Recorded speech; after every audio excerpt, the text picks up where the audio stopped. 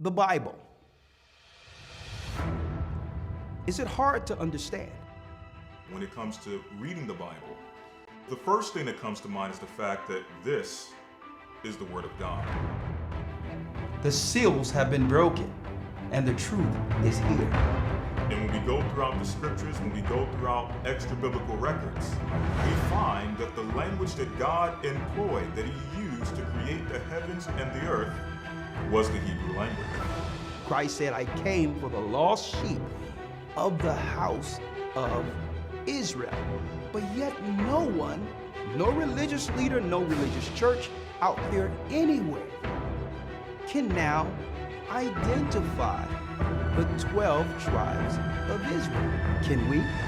God is quite simple, but it seems as if man makes understanding Him hard. What are those mysteries? The truth of your book and the truth will make you free. The Hebrew and Bible Academy, you're invited.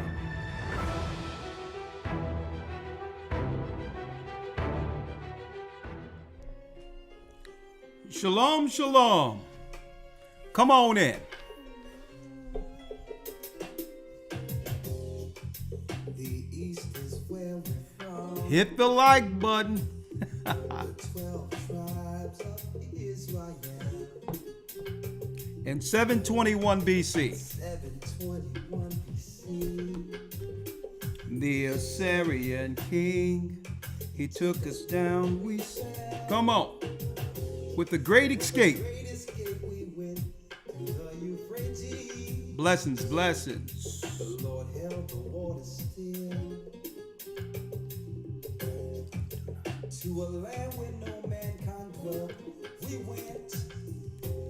The 12 tribes of Israel. We be Manasseh, the Cubans, Ephraim from Puerto Rico, and probably from the islands of Hawaii. The Lord is calling back Israel. Babylon from Panama, yeah, the North American Indians, Simeon, the Dominicans, the highest gathering Israel. The Arabs and Africans told us, come on, come on. Together our wives and children that sold us. In the belly of these great ships we traveled and filled. By the rivers of Babylon we found our brothers here. A higher gather us. Whoa. Moving from Australia, Issachar, the Mexicans. A highest gathering Israel. Judah, the Negroes, Benjamin, the West Indians, Levi, the Haitians. A highest gathering Israel. Come on in. You don't want to miss this broadcast. You don't want to miss this broadcast, brothers and sisters. We've been talking about this for a long time. Asher, come on. Asher in Colombia. Reuben from Australia. Issachar, the Mexicans. That's who we be, we be. The Negroes, the West Indians, the Haitians, oh, yeah. Naphtali from the Isles of Hawaii. Come on, we're back. Simeon.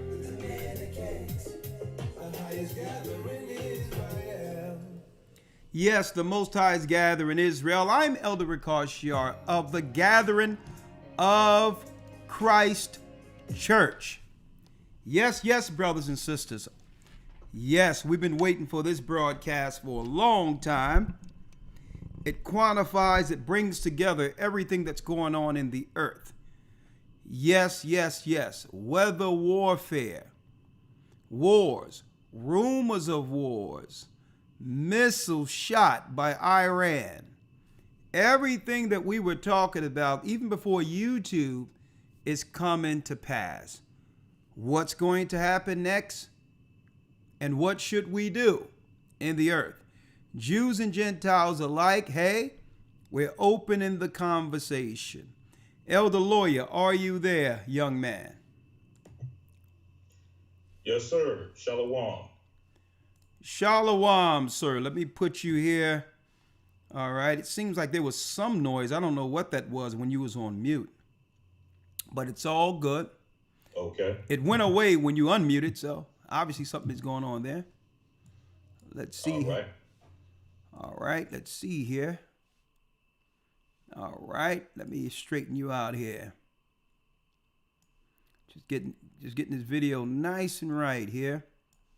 So how you doing, young man? I'm doing well, sir. I can't complain. How about yourself? I'm blessed by the best, and his name is Ahia. It's kind of surreal seeing everything unfold. As the Most High said, it's not a surprise, but it confirms it confirms the word of God. It confirms the prophecies. And I told people for years, Elder Lawya, why it's so important to understand who are the actual nations in the earth according to the Bible, not just Israel. Why? Because if you don't know who the people are, you'll be confused concerning prophecy, why these certain nations are in war one against another. If you can't identify them according to the Bible, most people would actually be confused, right? And one thing that shot out at me a long time ago that made me say, you know what, that really made me dive into, through the Spirit of the Most High, identifying nations. Now, one of the reasons that it really got me into really being inquisitive concerning who the people of the earth are is I seen the evangelists, the right-wing Christians kept talking about this threat of Russia, the bear, Russia, the great, whatever the case is, right, as America's common enemy. And even as Israelites, when I first grew up in the truth in my early 20s, it was this thing about Russia launching on America, the Great Cold War, claiming that that's Bible prophecy. Now, what made me dive into that is because I couldn't help but notice how many Russians actually lived in America, right? So that in of itself made me curious. There's Russians running everything here in America. Is Russia really the enemy, right? And then I started to examine the fact that there was many Russian Jews who came here during Reconstruction, right? Who have embedded themselves within the culture. I mean, even DJ Vlad would be considered a Russian Jew. But that in of itself wasn't the thing that made me really say, that was one of the things. I'm like, there's Russians everywhere. So it can't be exactly geopolitically what they're saying. And it cannot be prophetic more so when Russians are Edomites too. So nowhere in the Bible did it state that Edomites would be in the interest against one another. So I said, let me look at this again. And I started doing some research to realize the Russians who living in Russia today aren't the original Russians. The original Russians were Japheth. They were Asian. And I started doing some research, some history. I was like, let me dive into some history now. I was a history buff in school. I love history. So I started going into biblical history and said, well, okay, let's see when white people started really making moves, moving people who are Edomites, moving people, the indigenous people, off of their homeland. And then we teach it in the academy. It comes down to when Alexander the Greek, under his 4 generals, there were many wars that led to white people being Edomites under the Greeks and Romans, pushing Russians out of that territory. Even all of Europe, which is called Asia Minor. The original Asia Minor, a lot of people don't know this, folks. Put on your thinking caps for a moment. Europe was called Asia Minor. Common sense will tell you that who were there before the wars of Alexander and the Romans against the Asians? You got it. Asian people. So that really got me going when it came to identifying who Japheth was, who went on the other side of the Mediterranean. I'm like, well, okay, we're getting somewhere here. I know that the Chinese people in particular, not the ones who mix with the Greeks, like the real light-skinned ones, but the darker Chinese were the original Japhetic people before Genghis Khan and all that, right? I say, okay, I got them nailed down. We know that Chinese people are Japheth. Gog and Magog. Magog is Japheth. So Magog ruled the territory of Russia. So white people cannot be the original Magog. So what are evangelist preachers talking about the great Magog of Russia fighting against America for when that has nothing to do with Bible prophecy? Well, come to find out that the right wing evangelicals, that whole doctrine came out of Zionism. That whole doctrine was to frame a geopolitical conflict that they would create so that Edomites could one day gain Palestine. So they would make their own prophecies and teach those prophecies within the United States so that they can get Christian backing towards a Zionist agenda. Stay with me for a moment. Right? So let's move Russia off the table when it comes to them being against the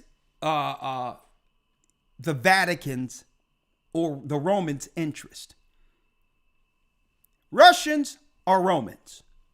Now, it gets quite interesting now when you realize that even Netanyahu, before he changed his name, him and his family, through bloodline, were Polish and are Polish. Their original name wasn't a Jewish name. It was a Polish name.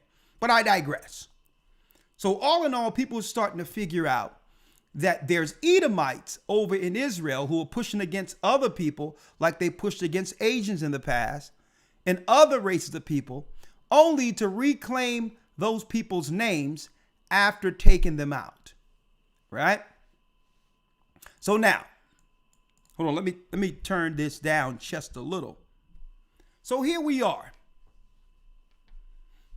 All this stuff about Russia. Russia's playing a hand politically against America now, not based on the evangelical narrative, but based on the narrative of the 10 horns coming together to destroy, to minimize the power of America so that all power goes back to the Vatican and the 10 horns at the end of it. That's really the all to end all when it comes to the political conflict between America and Russia. Russia and the other 10 horns have now began to fight against the harlot they created, only so that they can get power 1 hour with the beast, as written in Revelation 17. Right? So where does that leave us? Right?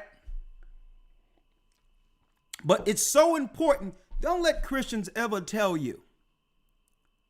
A matter of fact, it's insulting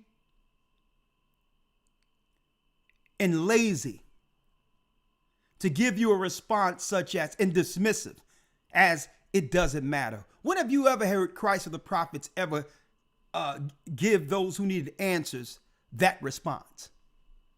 It's dismissive and insulting.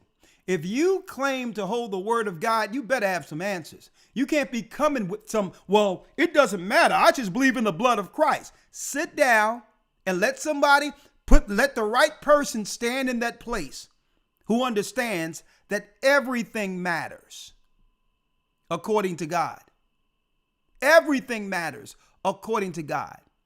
So instead of misdirecting the conversation to get out of it by claiming, well, that's not really important. Well, if you don't know what's important, guess what? You are out of position.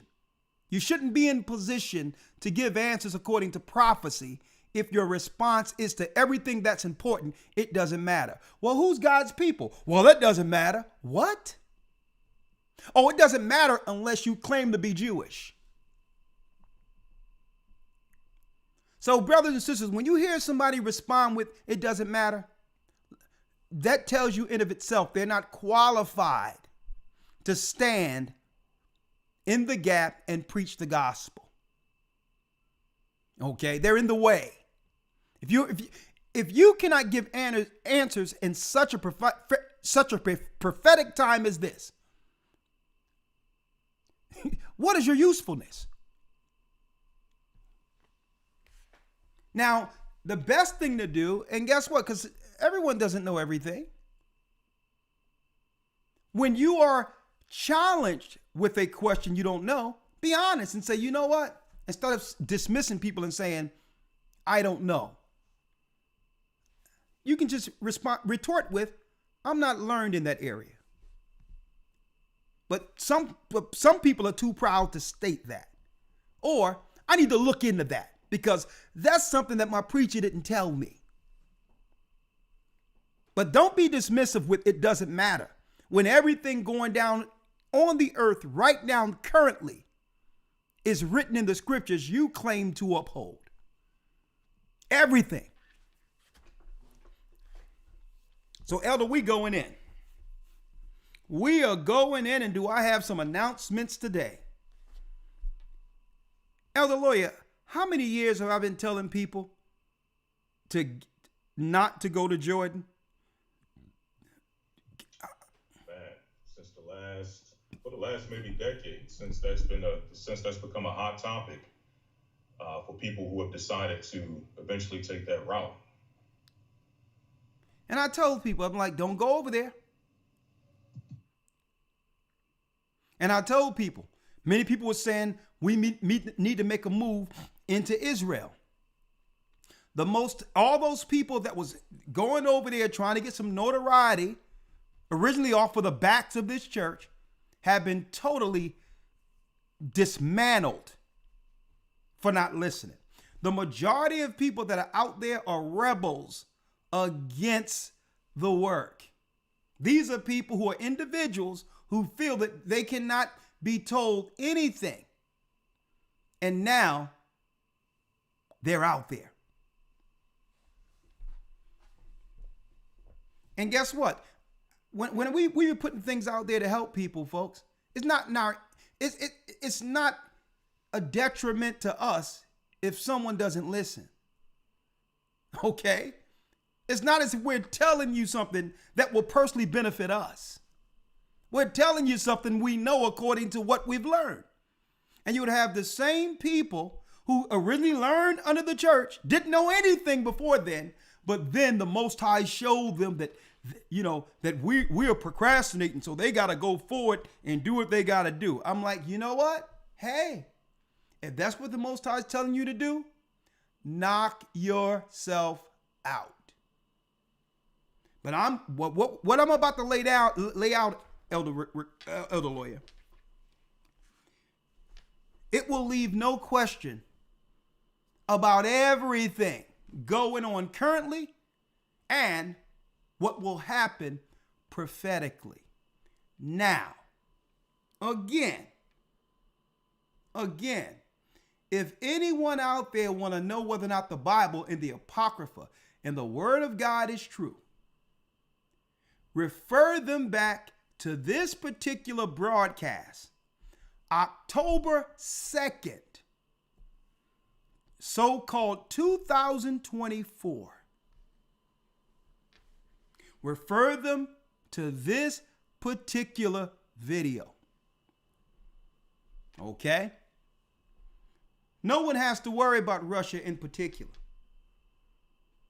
Russia is aligned with the Ten Horns, and all of Europe is making America a laughing stock so that they can dispose of the harlot they created.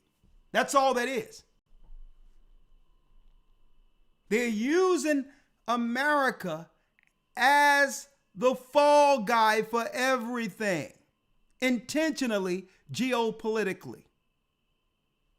Hence the reason they'll give you a president who everyone know what degenerative as far as his neurological senses were, as a showing of your strength, of America's strength throughout the earth, to become a laughing stock.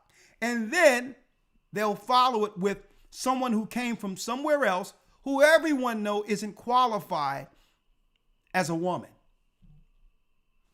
It's all intentional, so that the world powers who have lost confidence in America can all align themselves against America. And this is a plan directly from Esau himself. Now, in the wake of it, they're seeking to destroy the children of Israel in America. Why? Because the children of Israel in America is responsible for telling the truth and waking the whole world up concerning who is the true Israelites. And when that began to resonate throughout the earth, the whole world, even those who thought the people over there were Israel, began to question anything. And that teaching alone shattered Christian theology, shattered any other religion that our people should be dealing with. It shattered the thought that we should participate with anything outside of Christ and the God who gave us the commandments. So in the wake of them destroying America, they're focusing on the voice of Judah. Make no mistake about it. It's the Lion of Judah that has awakened everything and have everyone questioning everybody. Huh? So we're going to talk. We're going to break this down piece by piece tonight. Your Christian churches, guess what? They've used up their usefulness. The modern day Christian church, they have used up their usefulness. The Most High has taken down all pagans and any one of our people who is actually attached to paganism. He's taken down all pagan temples in the wake of this. So we're going to show you what the enemy's doing, but we're going to show you what God is doing in the wake of it, so you can see everything geopolitically. When you look at the news, you'll be able to open the Bible and know exactly what you're looking at according to the true understanding of the word. October 2nd, 2024. Remember this broadcast. Fair use, and boy, do I have some announcements, but listen, I'm jumping right into it. There's so much to talk about. Okay, that's enough for my monologue. But I told people, you got people running around, targeting old people, getting people to leave everything they have and sell everything and give it to them, only to be destroyed over there in these other countries, and leaving these people out there to be utterly destroyed. After I warned them over a decade. Okay? Even when I traveled, folks, Lawya know and everyone else know, I've never had a situation where I'm traveling and I told people to sell what they have and give to me so I can help them do something somewhere. That's madness. Right. And you have these people out there making fleeing a hustle, linking in with Arabs and all that, taking advantage of our people over in Jordan and over in different parts. And the Most High is dealing with them. I'm not going to say he's going to deal with them. For them not listening, he's dealing with them.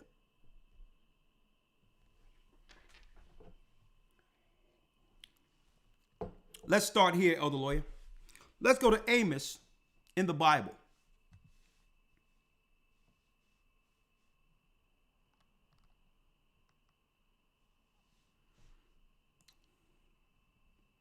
Let's go to Amos 3 and 7. Yes, sir. Amos 3, verse number 7. Okay, let me make sure they all can see this. Right? Matter of fact, Elder Lawyer, start at the 6th verse, if you will. Yes, sir. Amos chapter 3, verse number 6.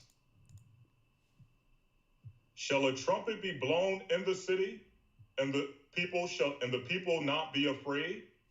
Shall there be evil in a city, and the Lord have not done it? Shall there be evil in the city, and the Most High didn't allow it to go down?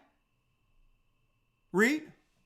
Surely the Lord will do nothing, but he revealeth his secret unto his servants, the prophets. So a secret is exactly that.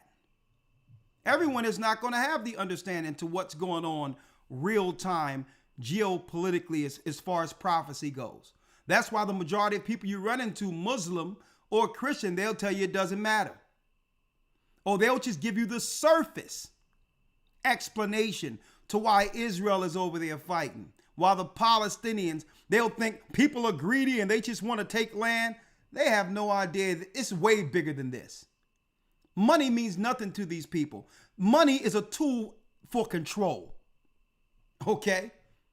Money don't mean nothing to them. The only time money matters to them if they can use it as a tool to consolidate power and control people. So when y'all think, oh, it's about money, these people are greedy, you're missing the prophecy.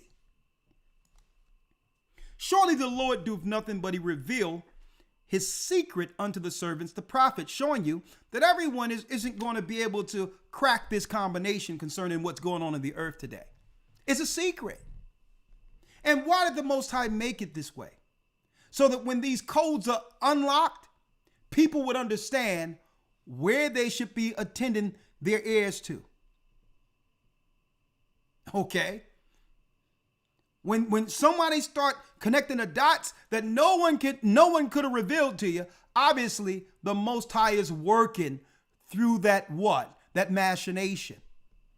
Whatever you would like to call it. Surely the Lord will do nothing, but he revealeth his secret unto his servants, the prophets. Read. Verse 8. The lion have roared, who will not fear? And we know the Lion of Judah is Christ. And he've used Judah to awaken the whole earth, especially the Judeans. It's the Judeans, Judah, Benjamin, and Levi that's waking up the other 10 tribes and bringing them together. The lion have roared, and who will not fear? The Lord, go ahead. The Lord God hath spoken, who can but prophesy? And who can but prophesy? If you know the Bible, you should be prophesying in these times when you're seeing those missiles going back and forth over in the Middle East. What is that about? You can't say it's a fight for the Holy Land or a fight concerning an epic battle between other people and God's people, because God's people are suffering throughout the earth. God's people are on the bottom. God's people have no power to have missiles or bombs. God's people are suffering. The children of Israel are suffering under the hands of our oppressors. And either side fighting one another have had their hand in our oppression. So it's not a fight over the Holy Land, folks. That's what people don't realize. That's just one piece of it. But I'm going to break it down to you today. Remember this date. The lion hath roared. Who will not fear? The Lord God have spoken. Who can but prophesy? Anyone that's looking at what's going on right now have been waiting to be able to stand on this word and state what? The Bible is the unrefutable word of God. the undisputable word of God. Anyone who ever claimed that they wanted to show that they're in the right place believing in this book, now is your opportunity if you understand the prophecies. Because the Quran can't break down what's going on over there. See? The Most High says, publish what, Elder Lawyer, in 9? Verse 9, publish in the policies at Ashdod. Ashdod is the seaport city of Israel. And the Bible states in Zechariah that a bastard shall dwell in Ashdod. Woo! What does that mean? A fatherless child will take the land of Israel in the end.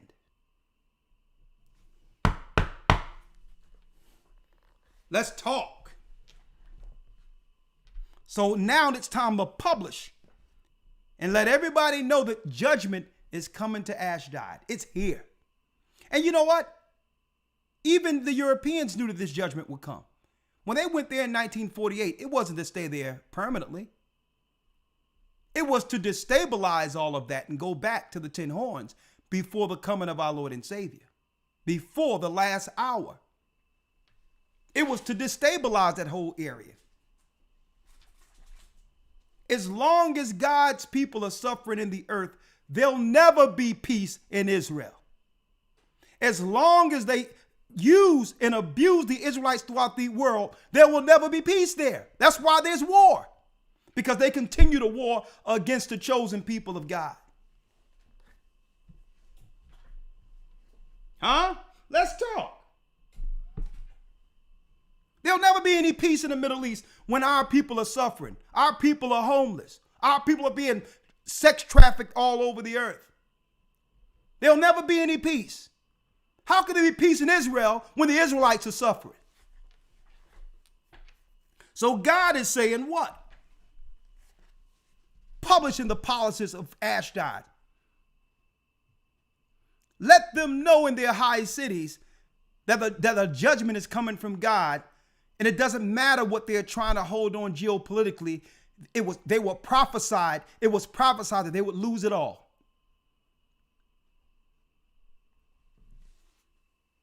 And in the policies, and where, Elder Lawyer? And in the policies in the land of Egypt. In the land of Egypt. A lot of people don't know, folks, that Egypt have been under martial law since the 70s, under Mubarak. Now, let me tell you, Egypt is a powerful country, but they're being drawn in the war. And I'm going to show you today that that's prophecy too. So we're publishing this to them too. See? And see, the weapons of our warfare aren't carnal. Okay? We're not in this war. We have no dog in the fight. Okay? We have no dog in this fight. This fight is against all the nations who have always conspired against us. And guess what? Our God is at war with all of them. The God of the Hebrews, Christ, the Son of God. He's standing as that roaring lion, and he have commanded the ministering spirits to begin what? You got it, folks. Realm war. To bring down the nations that have always destroyed our people. And he say what, Elder Lawyer? And say, assemble yourselves upon the mountains of Samaria, and behold the great tumult in the midst thereof, and the oppressed in the midst thereof. And the oppressed is in the midst thereof. Why is he preparing these nations to actually self-sabotage themselves? I'm going to put it that way. Why? I'm going to break down Egypt. I'm going to break down Ashdod today. I'm going to break down Iran. And it's only going to take, it's not going to take long at all. We're here. See? We are here. Read the 10th verse, Elder Lawyer. Yes, sir. Verse 10. This is why. For they know not to do right, saith the Lord. Because the Most High have given them all the power of the earth when our people fell, when we lost Judea, when we lost Samaria. He gave them all the power of the earth, and they still refuse to do right. You would think with all their power, they would push righteousness on the earth. But now they're focusing on turning your boy into a little girl. Promoting just straight debauchery and evil and wickedness. He gave them the earth. Let me tell you, these nations could not rule if our God didn't give them the power. And instead of them paying reverence to that God and in respect of that God, instead of them treating us right, they lied, not to us, but the world. Most High says, listen, if you can't do right with everything, you'll never do right. What else you want? I've given you the world. I've given my people over so that you can rule them for a time for chastisement. And you still can't do right? You still want to deceive? What else do you want? For they know not to do right. It's in their power through their media and everything else to influence this world in righteousness if that's what they wanted to do. They have the right to put nothing but righteous programming according to the law on radio, on TV, and they do the opposite. Made the whole world into degenerates.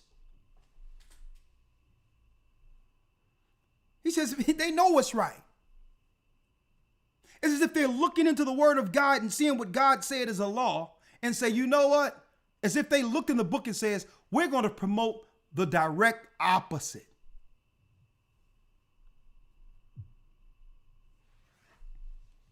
For they know not to do right, saith God. Read. Who store violence and robbery in their palaces. The only thing they know how to do is to conspire, how to store up violence and robbery in their high places. A never-ending war, because when you steal, rob, kill, deceive, you have to continue in the like for your empire to continue. And that's what happens when you build what? An empire on lies, deceit, and blood. You're so paranoid with all of your lies and destruction, you feel that at any day, anyone can now come and oppose your wickedness based on your past. And living in a world of paranoia, living in a world where you must stay violent because you built a world on violence. Well, eventually that comes to a head. Elder Lawya, I'm going to play something real quick. Where are we today? Check this out. Check this out. And guess what? Fair use. For educational purposes only, I'm exercising my freedom of religion, using what's going on in the world to show Bible prophecy. What's going on right now? Fair use. Good evening and welcome. It was Iran who struck tonight in the ever-spiraling cycle of violence in the Middle East. The U.S. says around 200 Iranian ballistic missiles launched from Iran rained down across Israel this evening, sending people running for cover. Just moments after air raid sirens sounded, the sky filled with streaks of light. Incoming missiles, many appearing to explode in the air, intercepted by Israeli and American defenses. Iran launching waves of missiles toward Israel in retaliation for its recent killing of a leader of Hezbollah, an Iranian-backed militia group. Remarkably, Israel says there were no deaths and few injuries as a result of the missile strikes this evening. Let's hold it right there. The October surprise, October 1st. How will this affect the election? We're going to go there too, but not before breaking down the prophecy. We all seen what happened? October 1st, what happened? Missiles rained down from Iran in response to. And I'm going to tell you, folks, and I've learned this. Brothers and sisters, they have always used Hollywood as a distraction for what they're really doing geopolitically throughout the world. Anytime they were looking to take some land or to destroy over in Israel, look into it. Destroying other areas and usually doing things under the cloud of having the right to protect oneself. You should see the headlines that were in America during the same time. Wacko Jacko on trial.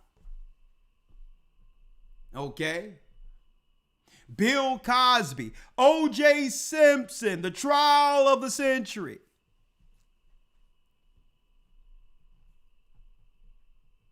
Okay? Over and over again.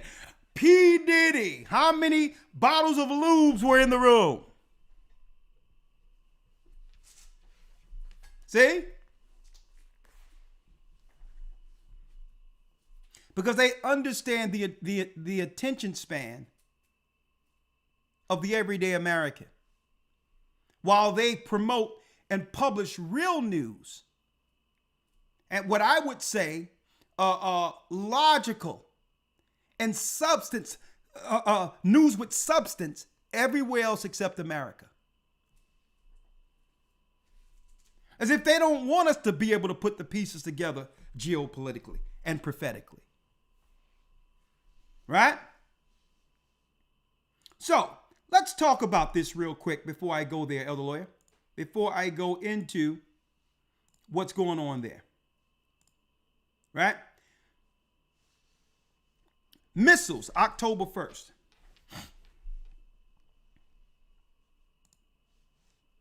As you can see, Iran finally started responding, which is prophetic. Ismail Haniyeh, what's the fallout from Hamas leaders' assassination? 2 months ago, July the 1st, 2024, there was an assassination of one of the Iranian leaders. And it says right here, look at it, it says it. Fair use. The security of the region is the security of all Muslims, and we do not want any war or bloodshed. Since I assumed the presidency, every speech I've made has emphasized our quest for peace and security. Iran president warns retaliation from Israel will lead to a harsher response from Tehran. Now, unless you understand who the people are in the Bible, you have no idea the gravity prophetically, the prophetic gravity of these statements. Right? Now, I'm talking about something that happened, a while back. Right? July 31st, this was up there, where they started taking out the leaders within Iran. And this, it's not a full-scale war, but it's a proxy war that has been going on for decades now over territory. Okay? Now, I need y'all to check this out. What are we seeing with the stars and all that? Or what appears to be stars in the sky. When I say stars, it looks like stars are being shot. Let me show this real quick. It looked as if stars are being shot in the air. Fair use. Educational purposes. Freedom of religion, prophecy, fair use. And Israel this week had invaded Lebanon and moving the forces into the south, which remains to be very critical to be monitored. Now, Getting more updates with the after Iran has fired missiles on Israel. Israel has closed its airspace following the massive attack. Jordan and Iraq has also closed their airspaces. Jordan and Iraq closed their airspaces. Now I'm going to talk about the airspaces opening and closing and why they're doing it now, right? And I'm going to go into that because they're going to allow people to leave a little bit up until the time, probably about 2 to 3 weeks before they close it down altogether. They already have a lot of backup based on the retaliation, what the retaliation should be from Israel to Iran. They already have a station backup in Cyprus ready for warfare. So they're going to only open up the airspace for a couple of weeks to let certain people out of the country before you'll never, at that point, once they close it, you may never get out of some of those areas while they're being bombed. This as tensions soar in the Middle East. Flights have been redirected to alternative destinations outside Israel. All right, joining me at this point of time is my colleague Prathamesh. Prathamesh, now as the war in the airspace between Israel and Iran actually intensified, and over the week the conflict even worsened, now the airspace have been closed at Israel, Iraq, Jordan have done so, and the flights have been redirected. In this situation, what this means for the people who are actually stuck in Israel and wanting to get out? What about the people that are stuck in Israel in different places and would like to get out? Now, they should have known better when over what? When over, they say over 20,000. Over 20,000 high diplomats from Israel left the country within a 1 week period about 3 weeks ago. Obviously, someone got the memo. Yes, correct. As we have seen the way. Okay, let me move Kamala's people off the screen real quick. Kamala's people. Let me move that back out there because I need some clear English going on over here. We going back. I'm gonna handle that in a moment, but we're going into the Bible. But listen to what this says. Listen to their detailed description of what's going on over there. Fair use in Israel. Attacks not a surprise after U.S. intelligence several hours earlier warned a missile attack by Iran was imminent. This evening, Israeli leader Benjamin Netanyahu making clear there will be a response. Our team witnessed it all from the ground. Raf Sanchez leads us off with the latest now from northern Israel. It began just after 7:30 local time. I can tell you at this moment, the skies above us are lighting up. What looked to us from the grounds like deadly shooting stars. You heard that, Elder Lawya? It says what Yes, looked like from the ground, deadly shooting stars. Now, Elder Lawya, if you were to hear this in our current time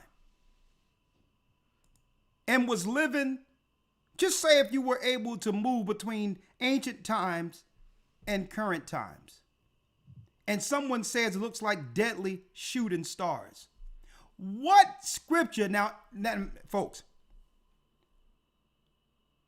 Elder Lawya will tell you that I rarely at all speak to him about what I put together for monologue and for teaching every Wednesday. Only thing I do is call him in.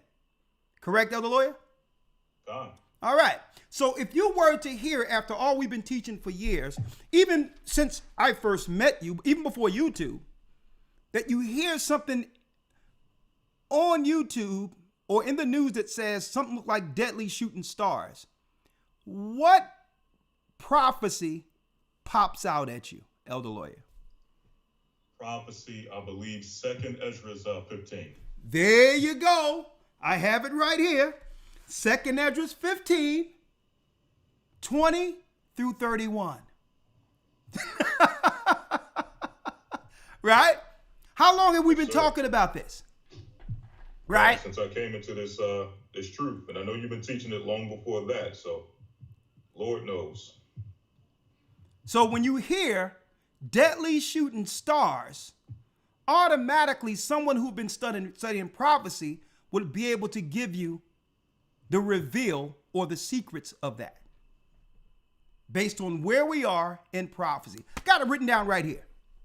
Elder Lawya, let's read it.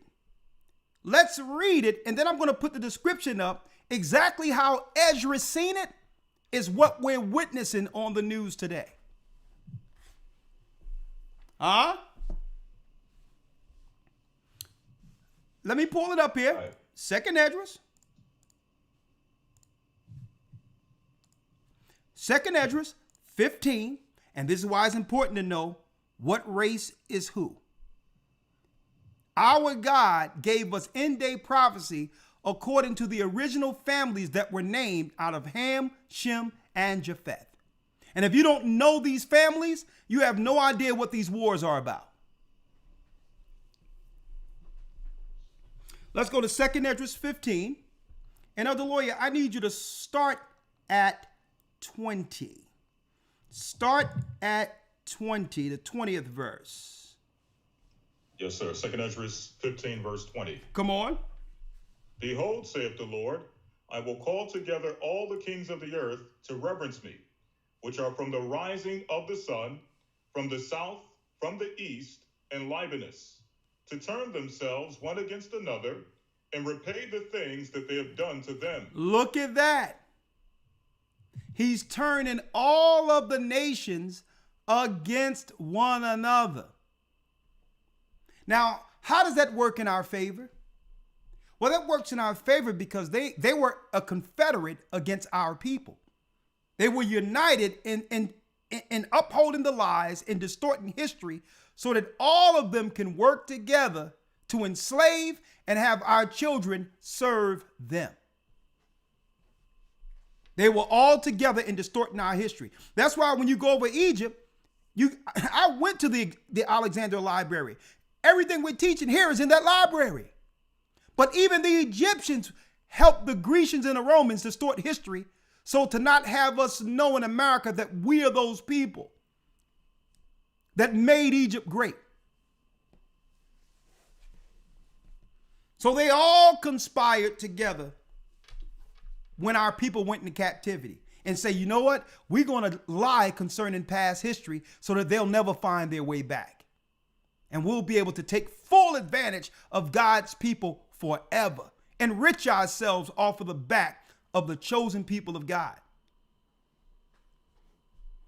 So even though it's going to be mayhem in the earth, the Most High is telling you why this is going on all over the world, where nations who were once united together against us would begin to battle one against another. And why? I need y'all to think about this. Even though these nations may hate one another, there's one place when it comes to us, they're united. They can strictly hate each other. You can have a Palestinian and a white Jew who aren't aligned politically. They will fight according to the conflict. But let me come into the room. Okay?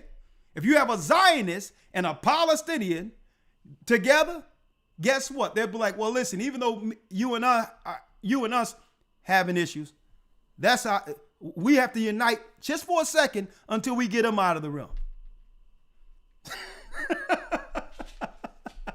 Right? I need y'all to check that out. They have all these conflicts, but when our people come into play, who don't, let me tell you, we don't have enough to do what? Crush a fly. We don't have nothing. We've been totally taken advantage of and destitute in this earth. But what's the threat? It seems like when we come in a room, two enemies can unite against us. Why? Because the Bible says that they have an ancient confederate together against us. And what they're fighting for pales in comparison to what happens if our people rise above them. See, they know the prophecies. They know, at least when we with Israel at the bottom, they have something to fight over. When we come into glory under Christ, they'll have nothing to fight over. Everything goes back to its rightful owners. Are y'all following me here? Huh? Are y'all following me? Let's go back now. Yes, sir. Verse 21. Like as they do yet this day unto my chosen. It says, like as they do this day to my who? Unto my chosen. So he says, just like you've destroyed my people, and my people have no military to go against you, they don't have nothing. So geopolitically, things will arise where I'll have you fight against one another because my people are defenseless. My people have no weapons. They only have me. That's what God is saying. They only have us. The whole world have given our people nothing. Africa is sitting on all the resources of the earth and don't even have nuclear weapons to defend the resources under their feet. That's intentional. Because they were born on the land according to the nations. The Africans or the Israelites living in Africa, they were born on those resources to mine the resources for their enemies. That's the only reason they're allowing our people to actually be standing on that fertile land, is because they need poor labor to mine it for Esau, for Japheth, for Ishmael. See? You wonder why they allow our people to stay in Africa. Well, they keep them poor and allow them to mine all of those rich resources that feed the world. So because of that, they cannot give Africa any power to oppose the elite. Okay? There's free labor, there's poor labor born there every day. In the tens of thousands, in the millions. See? So that's the whole thing. So our people have nothing. So he says, so now our God is saying, you know what? They're going to begin realm wars that will allow these nations to start fighting against one another. And slowly that will begin to break the curse off of our people. While they're distracted with all these fights, God's people, guess what? The Most High is sending the angels that are now waking us up all over the earth and saying, listen, these wars are important. It's important that we understand our God is warring in the realm against them for us. And he's raising us up with the knowledge and preparation to do what? To take our rightful place according to prophecy. Same time he's dismantling the world. He's waking us up, giving us the law, giving us the book, and saying, okay, your forefathers had a shot at this. Your turn is coming. Your turn is coming. But I must dismantle the nations I put in place to keep you in servitude for a time. See? Read on. Like as they do yet this day unto my chosen, so will I do also, and recompense in their bosom. Thus saith the Lord God. Where are you? Verse 22. 22, let me get there. Go ahead. My right hand shall not spare the sinners, and my sword shall not cease over them that shed innocent blood upon the earth. The fire is gone out from his wrath, and have consumed the foundations of the earth, and the sinners like the straw that is kindled. Woe to them that sin and keep not my commandments, saith the Lord. Saith the Lord. So the Most High is bringing an amendment throughout the earth through these wars, and the sinners are being taken out in the wake of it too.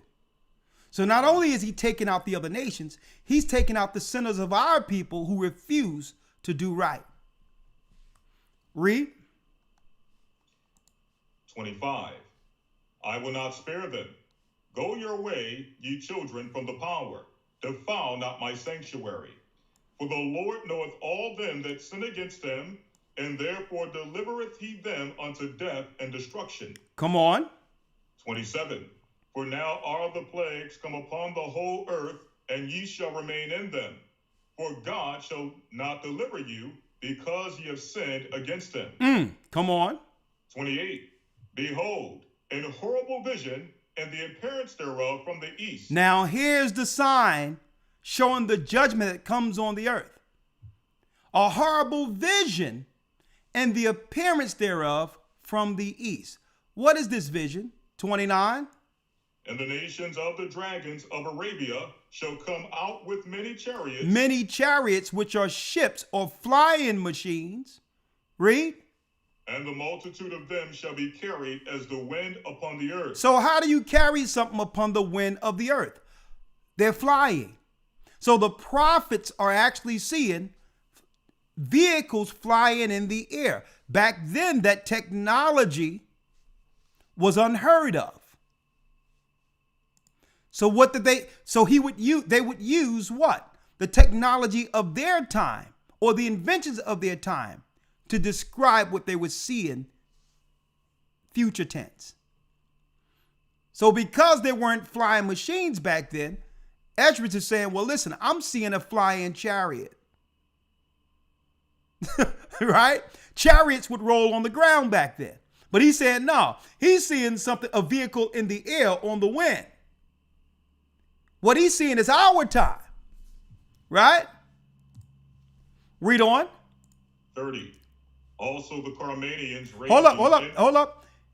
With many chariots.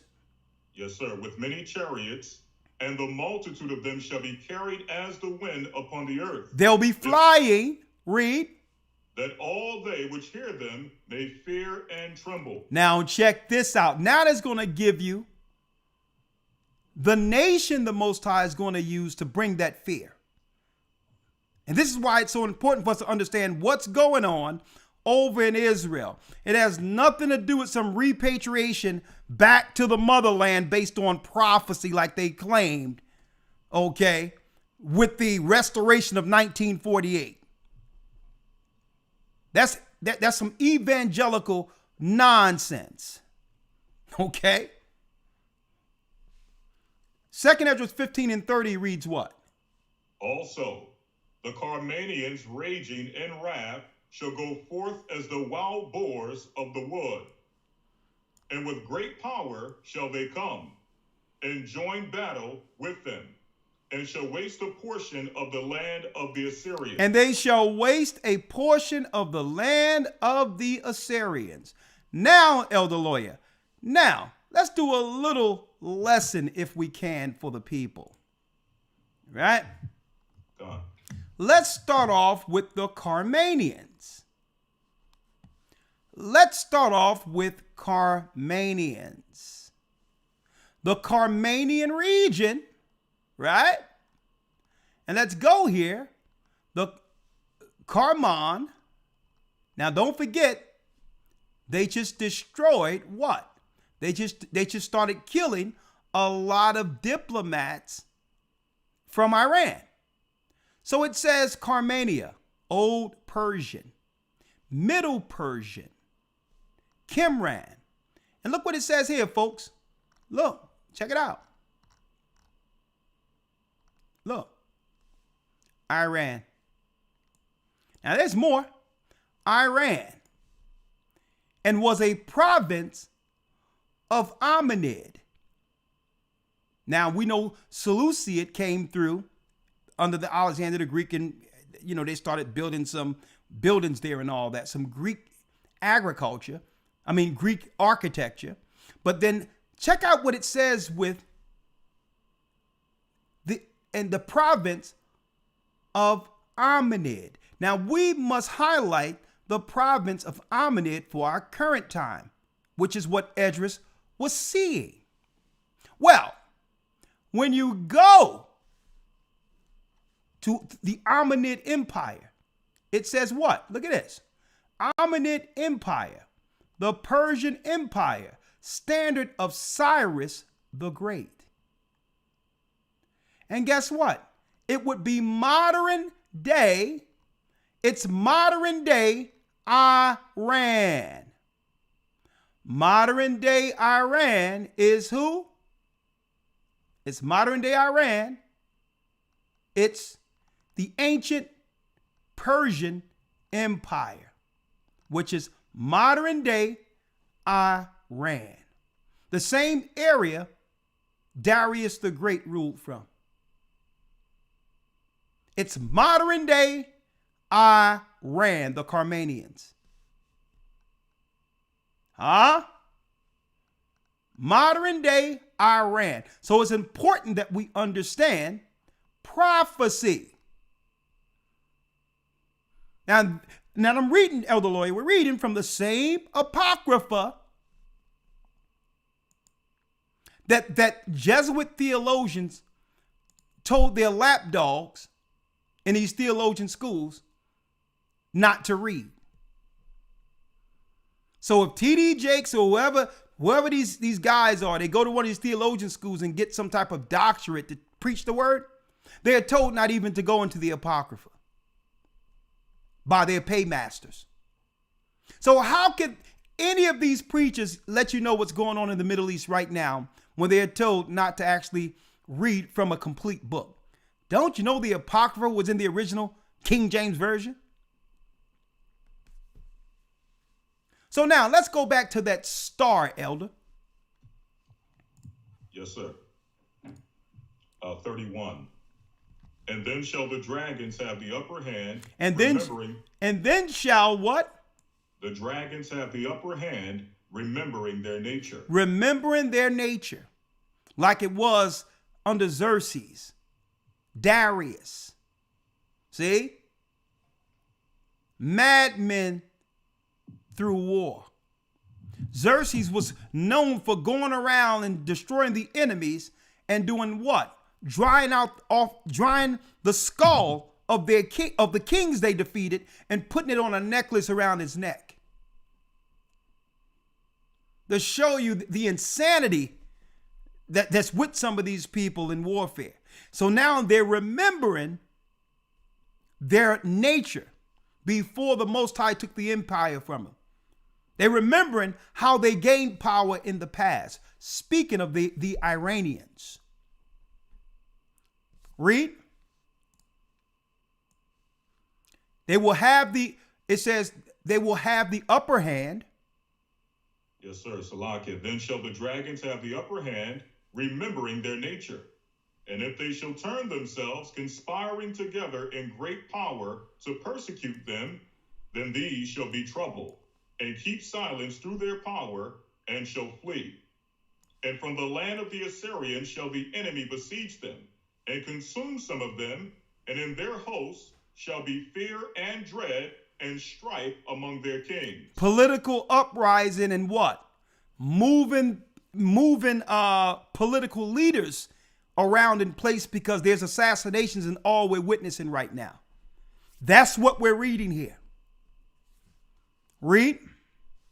34. Behold, the clouds from the east and from the north unto the south, and they are very horrible to look upon, full of wrath and storm. Come on, verse 35. 35. Hold on, let's get it. 35.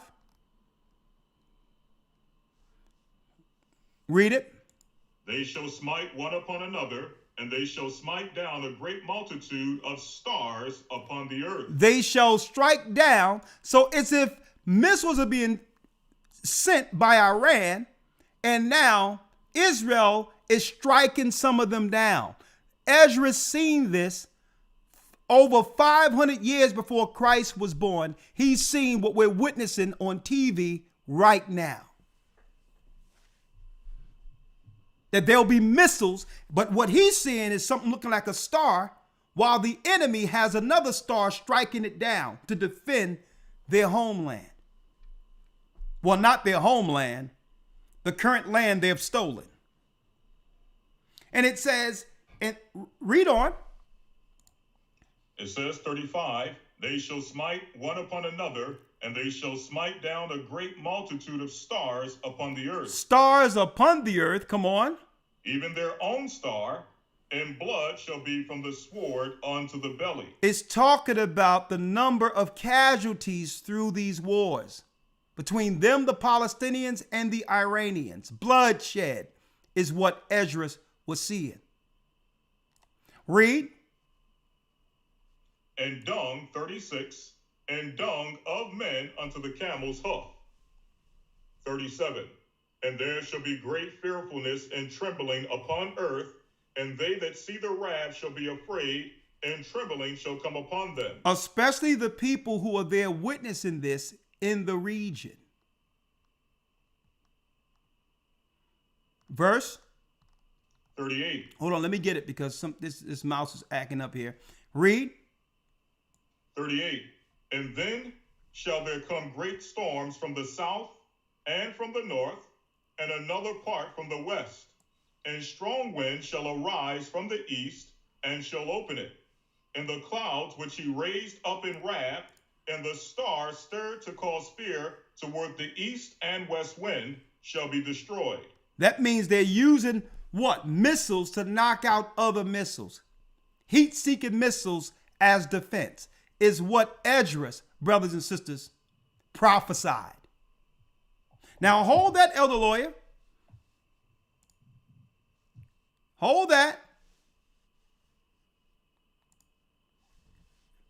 Fair use. Now, a lot of these guys you see here, even though they're actually, some of these people are saying they're there, some of this, they don't have the guts to be in the midst of all of this. So sometimes, even though if it's happening, they'll have a screen behind them as they're reporting on this, okay? But it doesn't change the fact that the events are happening. So some of these reports with the screens behind them is for effect. But it's happening nonetheless, okay? Check this out. The skies above us are lighting up. What looked to us from the grounds like deadly shooting stars, Iranian ballistic missiles slamming down one after another near... Look at this, as if they read directly out of 2nd Esdras, Elder Lawyer. Right. So when you read the Bible, it says like stars. The prophets are using what? They're using the words based on the descriptions of what they understood at that time. They knew nothing of missiles, but they know what a shooting star looks like. What looked to us from the grounds like deadly shooting stars, Iranian ballistic missiles slamming down one after another near an Israeli airbase. Also seen over Jerusalem's western wall and across the country. Fair use. Israel says its air defenses taking out most of the incoming missiles. We are seeing some of these missiles there. You see that? Where it talks about taking out another star or an enemy star?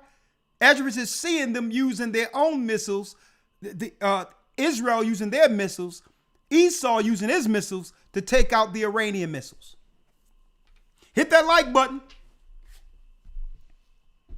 They're either falling apart, a sign that they have been intercepted, or they are making their way down towards the ground here in northern Israel. The IDF says around 180 Iranian missiles fired in total in 2 waves, minutes apart. We are once again seeing the skies lighting up now. Traveling the nearly 1,000 miles from Iran to Israel in just 11 minutes. Later, like millions of others, we took cover when we heard the warning sirens. That's the sirens. We're going to head to safety. Yeah, he going to the back room around the corner. He going to the bathroom talking about head to safety. It's clear that he's in front of a screen, but it doesn't change the fact it's happening. Like millions of others, we took cover when we heard the warning sirens. Look at this. That's the sirens. We're going to head to safety. President Biden... He's probably reporting from Atlanta right now. But all in all, the missiles they're reporting about are actually happening. Okay? Now, we all know that there's other people running this thing outside of who they're showing us. So we're going to move this out of the way and just deal with the prophecy of it now. Elder Lawyer, let's go back to Esdras. Yes, sir. Second Esdras 15, verse number 40. Yes, sir. The great and mighty cloud shall be puffed up full of wrath, and the star, that they may make all the earth afraid, and them that dwell therein. And they shall pour out over every high and eminent place an horrible star. A horrible star, like he said, the one that's over Jerusalem and different key areas. Right? Read. It says, fire and hail, verse 41, fire and hail and flying swords and many waters, that all fields may be full, and all rivers with the abundance of great waters. And that's talking about when some of these strikes happen, it's going to cause tidal waves in the future hits that are coming. Read on. Verse number 42. So what's next? Read. And they shall break down the cities and walls, mountains and hills, trees of the wood, and grass of the meadows, and their corn. And they shall go steadfastly unto Babylon, and make her afraid. So eventually this war is going to lead to what? Israel calling America into the war. And at that point, now we have some time for that, but it will happen. At that point, what we are witnessing over Israel, we're going to be witnessing in some major cities in the United States. Now, we do have time, but we know, according to Esdras, the war comes back to America. And this is what really the 10 horns want, so that they can gain and consolidate power, because America has taken full power and have taken the shine off of the countries who made it. Now, once it goes back to Rome, that's a whole nother deal. Now, I'm going to tell you this. You notice that Americans, Elder Lawyer and brothers and sisters, that American Jews have dual citizenship, which means if they identify or were born Jewish, automatically they have dual citizen status. They can go over Israel with their dual citizenship, get free medical care, finances, and housing, and all that is a part of them. That's just a perk, being born Jewish anywhere in the world, including the United States. Well, some people will say, well, what's going on in Israel? Why would anyone want to go there with the dual citizenship? Well, brothers and sisters, that dual citizenship gives them access to the world. It's not just about going to Israel. There's many Jewish people who are now going into Portugal and all of that. As a matter of fact, it's your tax dollars, the international tax dollars, including Americans' tax dollars, that are paying them to be able to go any place they want under asylum seeking right now. And that's not getting reported. So a lot of Jewish people in America will have refuge in other parts of the world when America is judged. They'll get the report to go any place they want back into the 10 horns. Right? Before Iran began to set their sights on America. But we do have time for that. Okay? Probably talking, when I'm looking at this prophetically, probably in a couple of years. I don't know if Trump will be in position or what, but the war is going to stay a proxy war for a while until Iran declares, until Israel and America together declare war against Iran. And when that happens, all bets are off. Okay? What do I mean from that? Every security measure you see they put in place to travel will be warranted. Will be warranted. When you go to the airports and it seems like it's Gestapo and all this and they're over the top, well, guess what? When they declare that war, all of that security in the earth will be needed. Okay? Now, where are we going? I said October surprise. That's the first October surprise, right? I'm going to show you where it all culminates together. Well, guess what? Another October surprise happened all at once. And what was that? A storm came out of nowhere and wrecked part of the South, North Carolina, Asheville, North Carolina in particular, we're going to talk about, and parts of Virginia. What was that about? Almost the same time, missiles were raining down in Israel. Folks, what if you find out that all of that is connected? Well, hold tight, and we're going to deal with the other part of what? The October surprise that leads to war. Hold tight. The Bible. Is it hard to understand? When it comes to reading the Bible, the first thing that comes to mind is the fact that this is the Word of God. The seals have been broken, and the truth is here. And when we go throughout the scriptures, when we go throughout extra biblical records, we find that the language that God employed, that He used to create the heavens and the earth, was the Hebrew language. Christ said, I came for the lost sheep of the house of Israel. But yet no one, no religious leader, no religious church out there anywhere can now identify the 12 tribes of Israel. Can we?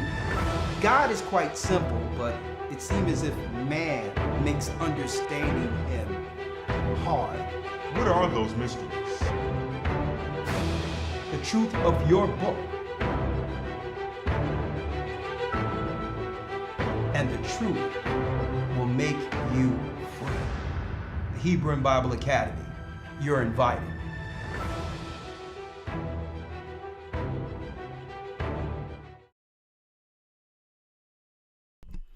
Okay, Lawya, I have some announcements because, hey, wait till you see what we're going into the next academy. But do us a favor as we segue over to the storms. Okay? The storm in particular during the October 1st surprise. All weekend leading up to October 1st. Now, before I go into this, let me show one thing real quick. Right?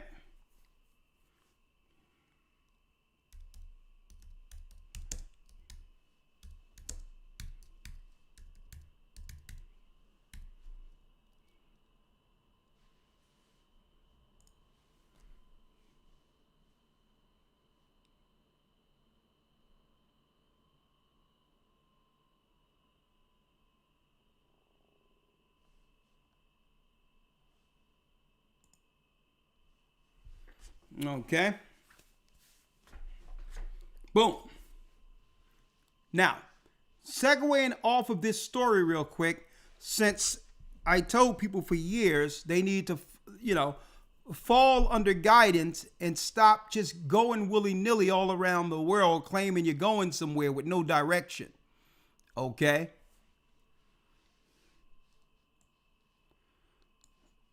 With no proper leadership or anything, and then trying to coax other people into financing your madness.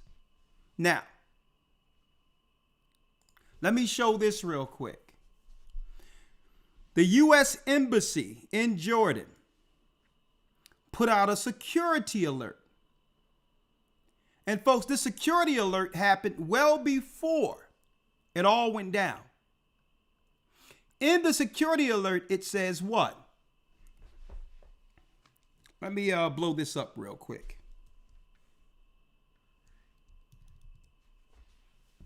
The United States has inclinations that Iran is preparing to imminently launch a ballistic missile attack against Israel. Please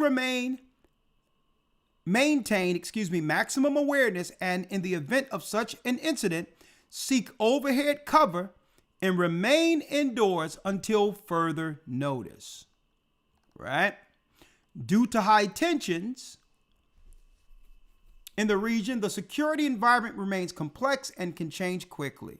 We remind U.S. citizens of the continued need for caution and encourage them to monitor the news for breaking developments. The U.S. Embassy in Jordan will continue to review situation to provide additional information as needed. Now check this out. When it all happened, October 1st, surprise, and I had this news article when it happened, Israeli airspace is closed amid Iran attack as Jordan, Iraq also shut their airspace. What does this mean? If you are someone traveling in these regions, especially if you are a black person, okay, when it comes to getting people out of these areas during a time of war, guess who gets the priority? Every other people outside of us. And it doesn't matter if you have a United States passport or nationality. It doesn't matter. Everyone knows in these regions how black people are treated. Now, you can call your embassy and all that, but there's nothing your embassy can do during time of war when the airports were told that all planes must stay landed because airspace is shut down. And usually when this happens, those of high class and diplomats are the only people that have the opportunity to get out of danger first. Now, what do I do know? Because I'm keeping my eye on this. I told people not to go in these regions. They're going to give people, they're going to open back up. Some places open back up today, right? Some airlines, not all of them. And they're going to give people about 2 to 3 weeks to be able to contact their embassy and get back to their home country. Okay? Now, for those who don't take heed of that, hey, pray that the Most High have all these missiles that come in pass you by. Okay? Now, I'm going to put that out there. Now, the other thing, Elder Lawyer, before I go into the weather. Before we go into the weather, I said that there was something about Egypt. Egypt is in that prophecy we were talking about earlier, Elder. Where does Egypt come in at? Well, check this out. Now, someone told me this years ago, and now it's coming into full volition. Someone told me years ago that America, an Egyptian said that it was Americans as well as Israelis that they had plans to build a great dam in Ethiopia. In that great dam, he says, if they build that great dam, Egypt is going to war. Why? Why? One might ask. Well, if they build this dam successfully, the Nile River dries up. The Nile River feeds millions upon millions of people, folks. The majority of Egypt will not survive, especially Upper Egypt, without the Nile River.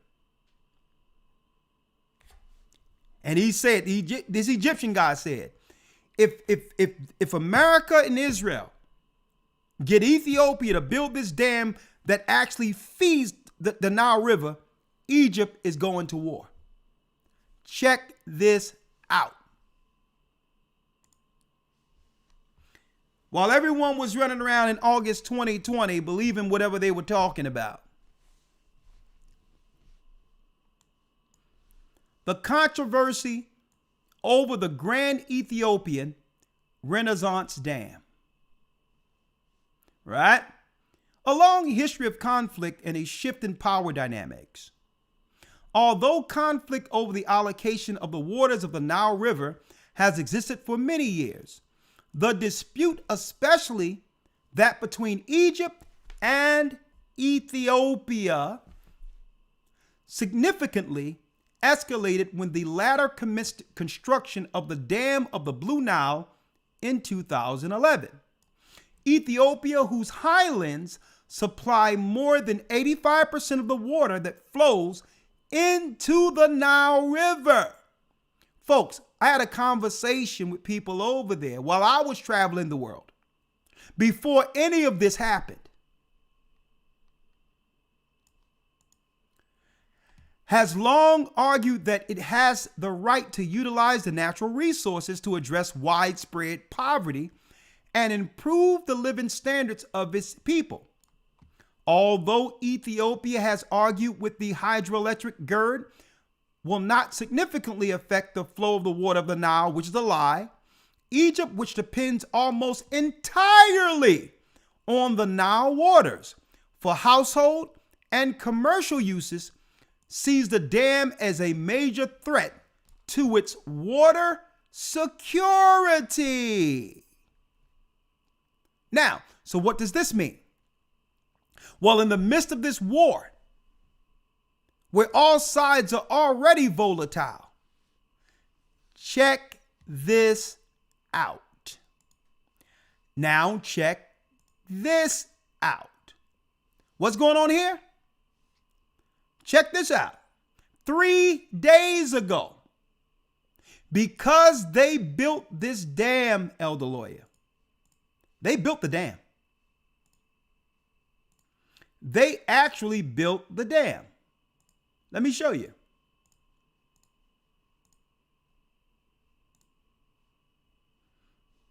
I'm going to show you. Let me pull it up here.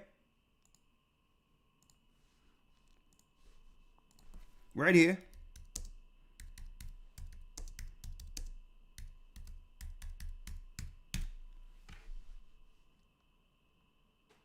Check this out. Let me get it here. Prime Minister Abiy Ahmed of Ethiopia announced on Sunday the successful completion of the fourth and final filling of the Grand Renaissance Dam on the Nile. The dam has been the source of regional tensions with downstream Egypt and Sudan. Abiy made this announcement via a message on social media platform X, formerly known as Twitter. In his statement, Abiy Ahmed acknowledged the numerous challenges faced during the dam's construction, including internal difficulties and external pressures. The massive 4.2 billion dam, considered crucial by Addis Ababa, has been a focal point of regional dispute since Ethiopia initiated its construction in 2011. Egypt has been concerned that the dam could reduce its share of Nile water. The ongoing negotiations, which resumed after a hiatus of nearly 2.5 years, aim to achieve an agreement that takes into consideration the interests and concerns of all three countries involved. Egyptian Irrigation Minister Hani Siwilam called for an end to unilateral actions in this context. Now, they went and built the dam anyway. So because they built the dam anyway, in the midst of Iran losing their strategists and high officials, look at what's going on right now in the Middle East. Fair use.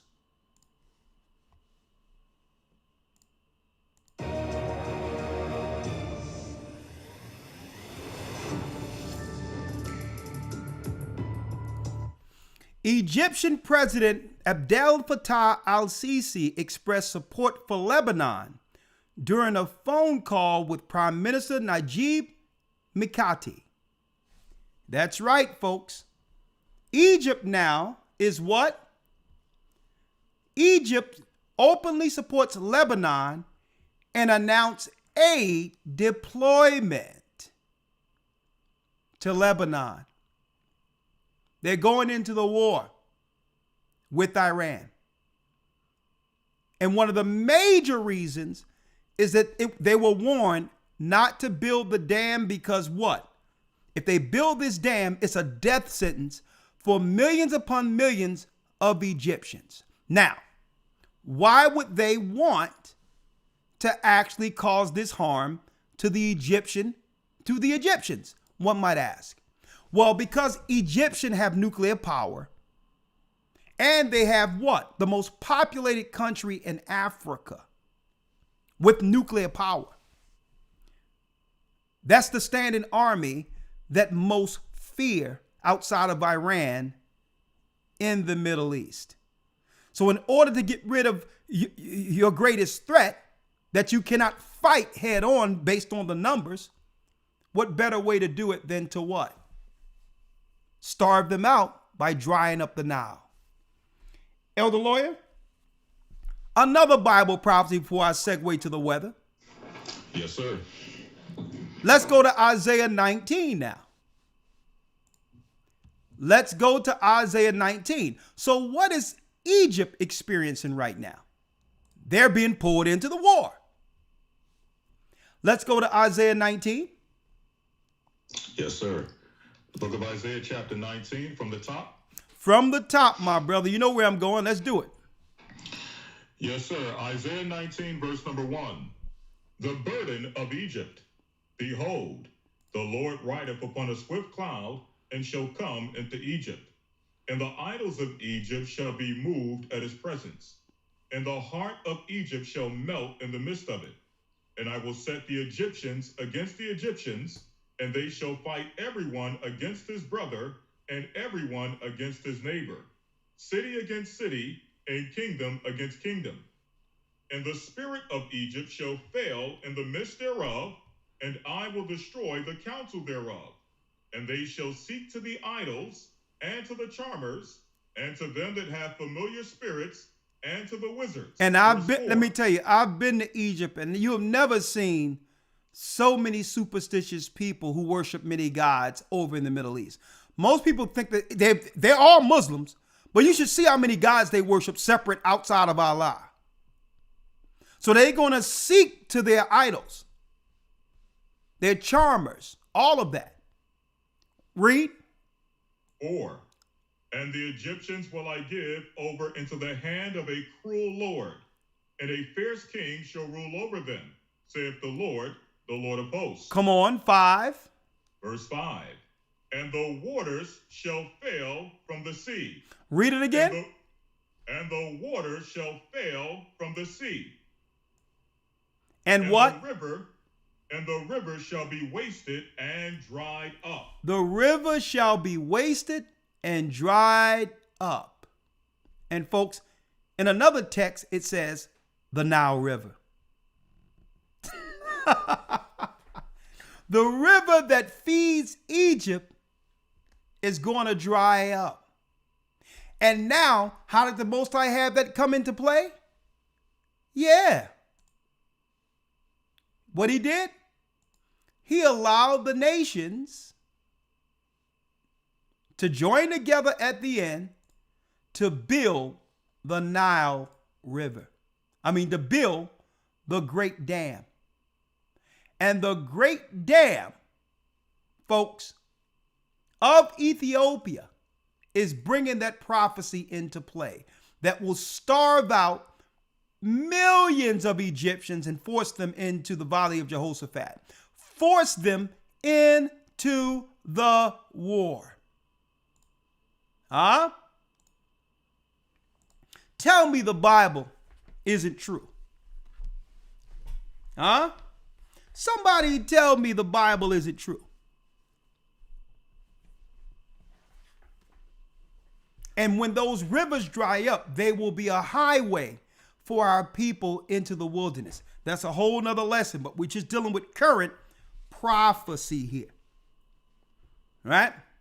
Now let's come here to America for the other Elder Lawyer October surprise. Anybody in the Middle East region who know the truth, and in Israel, Jordan, any place like that, you better get out of those areas. Okay? If you don't, hey, it's your life. All right? Now, like I mentioned earlier, they are building the dam, and the Most High is allowing them to do this because it's forcing the Egyptians into the war. right? Now, eventually, the Jews, the white Jews that are over in Israel are going to go back to Europe anyway, under asylum. A lot of them are doing it already. And guess what? Those who don't listen, the people, their own people that's over there, eventually will be a sacrifice. That's what Holocaust. Holocaust means burnt sacrifice. So that 6 million, hey, it's almost a self-fulfilled prophecy, isn't it? Now, a lot of people don't even know that Holocaust is a Hebrew word for burnt offering, burnt sacrifice. Okay? Now, let's come into the Americas and let's talk about the October surprise we just dealt with. Why? Because I need y'all to check this out, folks. Real quick. I was told, based on my meeting, Elder Lawya, with the brothers, and I thank the Most High that our family and the church members that are in Asheville, you know, where the storm hit hard, are healthy. They're doing well, and everything is good. But in conversation, there's some conversations amongst those in Asheville and others on whether or not levees were taken down in the midst of the storm. I don't know. I wasn't there. But I know there's something mysterious going on with the town or the city of Asheville. Let's talk about it real quick. Let's talk about it. Let me move this out of the way. Let's talk about it. There's a few things I wanted to pull up here. Hold on. Real quick. Now, when the Bushes went over into Desert Storm, and then George W. went into Afghanistan, we was asking, like, what does this have to do with 911? It seemed like 911 and what happened September 11th gave an excuse to go into any country they wanted to. But I digress. One thing that we found out that when they went over to Afghanistan, they were able to now put certain mountains under their military control that mined lithium. Mountains filled with lithium. Now, of course, they would need the lithium because based on the next stage of their technology, they wanted everyone to have a phone or a tracker in their hands, and they were going into the computer age in which computers and all of that would run on lithium batteries. So in order to do that, they had to bring in or have the majority of the lithium in their control. So it wasn't just going over there for the crude oil. Now, when you go, of course, I do my research on this stuff. Chinese now, and everything America do, China follows and try to get in on it. All right. The Bible tell you that. Chinese investment in Afghanistan's lithium sector, a long shot in the short term. So China's trying to get in on it now. Right. But America already has a great stake in what? In the lithium, because what? They were able to commandeer a lot of these areas through the war in Afghanistan. And of course, they tell Americans it's about bin Laden, some guy with a wired antenna phone in a cave somewhere. But it's way bigger than that, okay? They understood that they would need the lithium for their trackers, and also to use the lithium to actually get people into being morphed during the time of their, what you would call, transhumanism period, where even people would be frying their brains taking lithium, right? But that's a whole nother conversation. Well, why am I going into that with the October surprise? Well, what we find out, Elder Lawya, which is eerily mysterious, what we find out is that 70 miles away from Asheville, North Carolina, there's a lithium mine. A mine that now under eminent domain during an emergency can now be controlled through military. Is that quite interesting?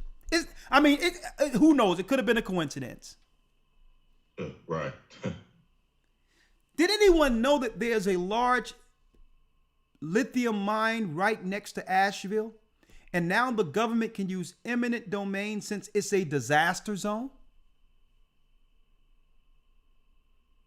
In the midst of Elon Musk and others who are looking into building more efficient, what you would call electric cars.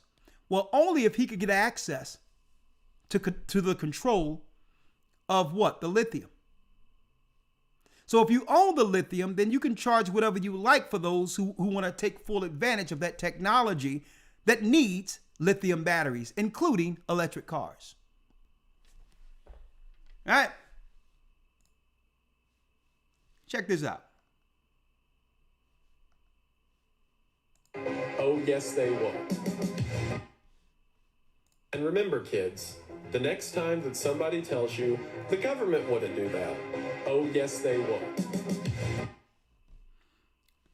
Did you know that there is a huge lithium mine right next to Asheville, where our brothers and sisters were hit in North Carolina? And on the conversation I had, there were some questions. There's questions amongst those who live within the storm on what really happened. Was it the storm that caused the flood and the damage? Or did levees break in the wake of the storm? Okay, listen, I'm just asking questions. But in the midst of that, what I did realize is what? Fair use. Is it possible that governments can use storms? Is there technology where storms can be used as a cover? Well, I know that America and Russia signed a treaty, and that treaty is so that America could not use weather warfare in Russian territory. That's an actual treaty that was signed. Right? So let's think about this for a second. Fair use, educational purposes only.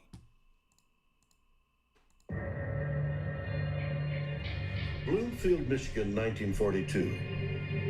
As World War II rages across several continents, fair use. Acclaimed architect and eventual designer of the St. Louis Arch, Eero Saarinen, is secretly enlisted by the United States military to work for a new clandestine organization. Its name? The OSS, Office of Strategic Services, or as it is known today, the CIA. The fact that Eero Saarinen was in the OSS designing weapon systems during World War II, and at a time when the OSS was looking into ways to weaponize weather, makes his whole connection to the design of the St. Louis Arch extremely interesting. Now, that isn't to say I believe it can control the weather, but it does open the door to the idea that it might have been one of the things Saarinen was out to achieve. While at the OSS, Saarinen designed buildings and weapon systems, many of which were never completed or built. Is it possible he later used these secret plans to engineer the St. Louis Arch, creating something that can actually control or perhaps harness the weather? Controlling the weather is the ultimate superweapon. It's even more powerful than the atomic bomb. So if Eero Saarinen was involved in analyzing and studying the possibility of weather modification, and you put all those factors together, and I think you have a guy that basically conducted a big, giant weather modification experiment with the St. Louis Arch. Weather as a weapon? There are some who think the idea is not as preposterous as it seems, especially when considering that even today, many world governments are pouring millions of dollars into research designed to manipulate weather. I think weather modification has definitely been an ongoing endeavor of governments all over the world. Ongoing endeavor. Oh, it's just a possibility. It's, who knows, a conspiracy theory probably. Well, here's the government of Canada when you view the Treaty of it's lettered E1-03819. And in this particular treaty is an agreement between Canada and the United States of America relating to the exchange of information on weather modification activities. You can even put this number in and see that there's a patent on these things. There's a treaty. Why would you have a treaty with a country? An agreement that whatever weapon you have, it cannot be used against that particular country, or vice versa. Okay, a treaty is, don't worry about it. I'm not using this against you. We are aligned with the same interests. So Canada and the United States has a weather modification treaty. So what is it they aren't telling us concerning what they can do if a storm develops when it comes to using HAARP and all of that? Even if a natural weather pattern was to develop, they have the technology under HAARP to move it in strategic areas if it's already close to an area. See? So when that storm start brewing, not that they can create it in of itself, but when the storms naturally brew up, they have ways through radio waves to move it, that can work in their benefit to some degree. And guess what? Under some instances, they can create the storm altogether, according to some of what I've seen in that video. So there's a lot of suspicious October surprises going on under this weather. And I don't think it's a coincidence that Asheville, which was hit very hard. Elder Lawya, I'm hearing a lot of, because we have some church members that was in Asheville, right? Yes, sir. And what I'm hearing is eerily similar to some of the testimony during the time of Katrina, where news is saying one thing, but what the people are witnessing on the ground, it isn't really coinciding with how the news is covering this. Right. You have a lot of citizens in those areas saying, well, listen, there's something fishy, not behind the storm itself, but how that water was cut loose in Asheville. They don't believe it was a storm. Right? So here it is. This is what I'm going to say real quick. There's a lot of moving parts going on right now. So in the midst of all this, folks, they still moving illegals all over the United States right now. In strategic areas. So the missiles are going on down there, right? Storms happening where they need the lithium, because guess what? They're moving into the next phase for the mark of the beast. They're going to need that lithium. And that lithium is going to be used not just for devices. The people will become the devices. And all of that coincide to be controlled by the beast, be it weather, be it weapons, or even people. They need the lithium. There will be RFID chips, transhumanism. There will be what? Brain chips, hand chips. All the technology is in place, and what they did under COVID, they already put the systems in place. The infrastructure, the technical infrastructure for the beast system that will come soon. Now we do have time. We have a little time. But in the midst of this, it's time for us to come under the guidance and hedge of the Almighty. Because why? Our God is allowing them to cut loose. Not only to destroy themselves, but as an amendment to destroy all those who refuse to come back to the Almighty. That's right. All right? Now, speaking of that, before I open up the lines, Elder Lawya, I need to talk to you, you brothers and sisters. If you think we talked about something tonight, let me tell you, you must be in the next Hebrew and Bible Academy, which starts November 10th. And this academy, mark this down, will be off the chains. The theme, the fall of the last empire.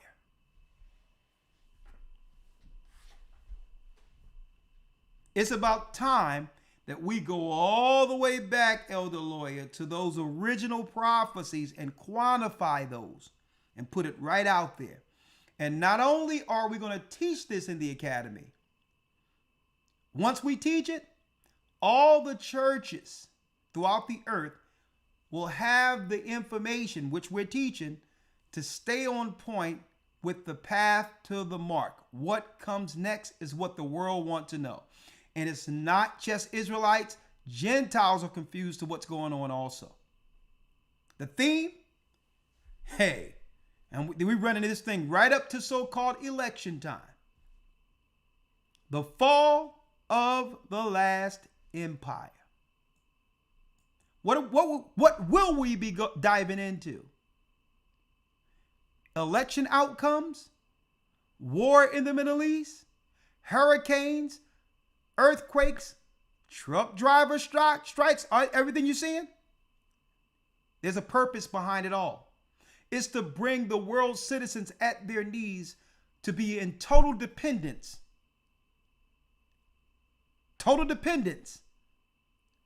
of your masters.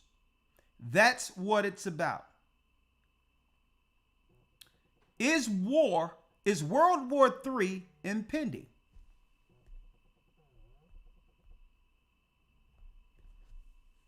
How will this impact all of us? Good question. Right? Be there, the fall of the last empire in the next academy. Man, let me tell you, let me just give you some of these lessons that we'll be talking about, that we'll be going into. We're going to have a brand new final, the path to the mark. Everything to look for when they administer the mark of the beast. Everything as far as technology and the fact that they're going to force everyone into a corner to make a decision like the dry run during the vaccination campaigns. Everybody's going to be forced into a corner to make a decision. The path of the mark. Check out this lesson. The return of the hidden gods. Folks, the gods of the Gentiles are the fallen ones. And guess what? They exist. They had an origin, a primal origin in heaven. They had an origin in heaven initially. They're the gods or the princes over all governments. That's right. And they have a spirit within the wars that are going on with all the military, leading them into the valley of Jehoshaphat before they're judged. The return of the hidden gods. So what we're going to do here is we're going to go into the history of the Sumerian gods after the flood. The gods that raised Nimrod and that was worshipped by the Gentiles. And we're going to show you how they're still being worshipped through mainstream religion till this day. Daniel 7, the fall of America. And when we go into the fall of America, we're going to also we're going to stay with Rome. We're going to highlight this time, instead of going through all four beasts, we're going to highlight Rome, and we're going to parallel Rome and the fall of Rome. What was going on geopolitically there? The degradation of their nation, the sexual perversions which led to Rome toppling. And folks, when you see where America is in comparison to Rome, you'll know that America only have a few years left as we knew her. The fall of the last empire. That's the theme for the next Hebrew and Bible Academy. Brothers and sisters, if you have never been a part of an academy, hey, and if you never join another one again, this is the one you want to be a part of. I'm going to tell you that right now. The fall of the last empire. As you can see, the fire is behind the Roman capital and the Statue of Liberty. What is the relation to the two? Well, that and more you'll experience in the next academy.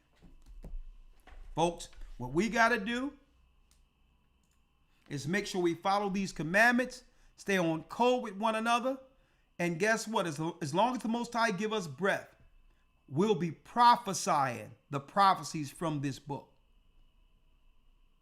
We were born for this moment. You were born for this moment.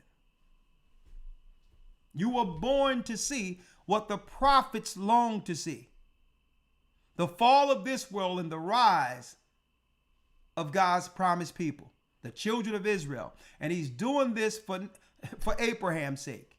He says, for Abraham's sake, the faithful Abraham, I will fulfill the prophecies in his children, and they will see Zion.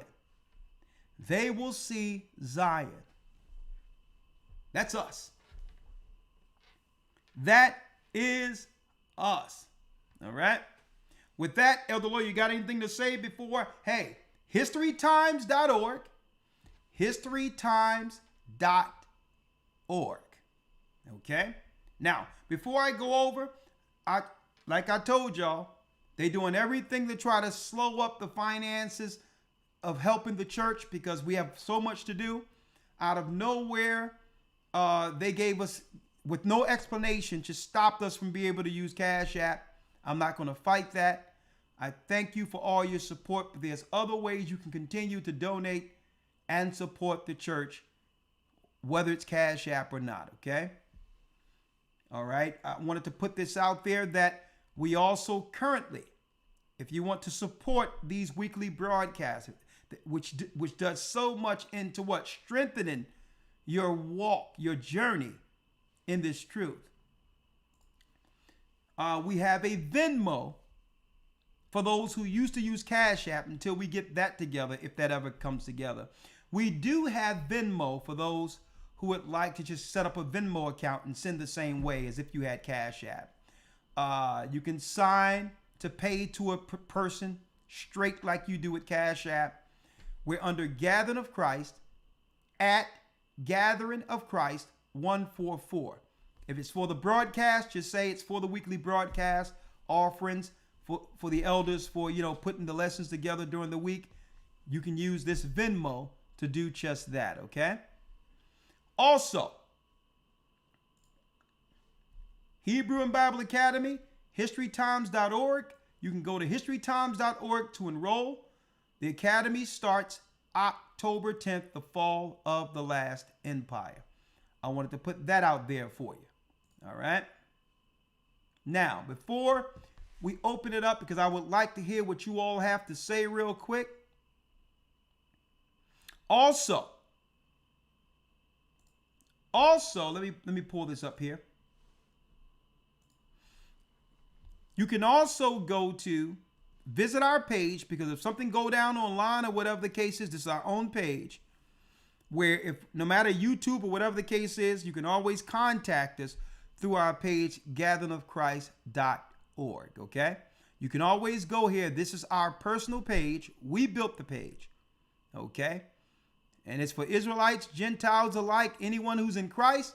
You're part of our family. We're not into something where it's about Israelites and Gentiles on the outside. No. You can't have an empire ruled by Christ leaving out people. Okay? And we're here for all who believe in Christ. All right? So you can always go to gatheringofchrist.org if you want to support the church and hit donate. Once you hit donate, here are all your options. You can do credit card, you can do PayPal, Venmo, or even Zelle. Or if people still do snail mail, check a money order right there, and you can always just click the button and put in your details. It's all privacy protected. Put in the amount you want to help the church with. If it's the online class, you can always you can put my name there for the online class if that's what you're doing it for, and put a comment your name and whatever you like to put in the comment, and we'll get that, and we'll thank you for all you do to support the church. Or if it's for anything else, bereavement funds, whether it be disaster relief like what just happened, you just put it right here and it'll go to its proper, it would be administered to its proper place based on how you would like the money to go, okay? We do not spend money that isn't sent directly to us. The money goes to the church, okay? I wanted to emphasize that, all right? Now, real quick, let's open up the lines. 1 second. 515-605-9327. Oh, yeah. I made a mistake here. November 10th. I keep saying October. I don't know why. Oh, maybe because I got, my blessed day comes up the 8th. So I have October on the mind. November 10th. November 10th. I'm sorry about that. November 10th. I got a blessed day coming up, October 8th. Okay, a blessed day. November 10th is when the next academy starts. November 10th, I would like to emphasize. Okay. All right. Let's go to the phone. Let's go there real quick. All right. And yes, sister, I heard the song, and I'm going to be playing the song soon, so don't worry about it. To Zion, Off the Chains. I'll be playing it quite soon. I'm keeping it for my listening pleasure. All right, Elder Lawya, let's open up the lines real quick. We're going to have an early night tonight. I went straight to the point, got it out there. Yes, sir. And now we must do what we need to do to stay under God's hedge while he sends judgment. All right? You don't want to miss that academy, the fall of the last empire. Folks, guess what? They don't care about this empire anymore. Why do you think they opened the doors and flooded the country with foreigners? It's over. And all the other, they were told, come here and grab what's ever left so that they can put America in debt to the point where America will never recover. Even though our foreparents fought in wars and all of that. See? They say, no, foreigners come over here, take all the social money that's left, take all the money that's in that would sustain the people who actually fought for the country, rob Medicare and all these others, so there's nothing left in the treasury. And at that point, they'll be able to go into their Marxist plan, their socialist plan, having all people. Hold on, let me see. Having most people under what? Under a permanent stipend. Mm-hmm. That's where it's going. A permanent, y'all talking about stimulus check. But guess what, folks? It's going to be a permanent stipend. Welfare for all. Health care for all with no chance of leaving your current status. That's the plan. But they have to do what? They have to totally bankrupt the whole treasury of the United States. That's where we are. And folks, hey, don't be surprised they try to finesse things by pulling the trigger on the war early. If they pull the trigger on the war early, they can claim, well, no one can transfer power midstream through a war. And they'll put in the person no one knows and no one's voted for from East India. Okay? Don't be surprised if that happened. Now, if that happened, that's a game changer. Okay? Because if they try to finesse this election like the last one was finessed, look for the union to split in half. Okay? Look for Trump to be president of those who believe he won the election. Okay? So he'll be the president of that part of the union, and whoever the corporations put in on the Demonut side, they'll be the president of this side of the union. And that will be the end of the United States. See? A lot of people don't even understand the United States is actually a compilation or a union of many states. Okay, originally there was only a few. So it wouldn't change anything as far as they're concerned if they were to dissolve it and split it up like it was before they united the states. Okay? So if they try to finesse this one and have the nut jobs they have in power that's already destroying things stay in power, look for the United States to dissolve into separate unions. All right?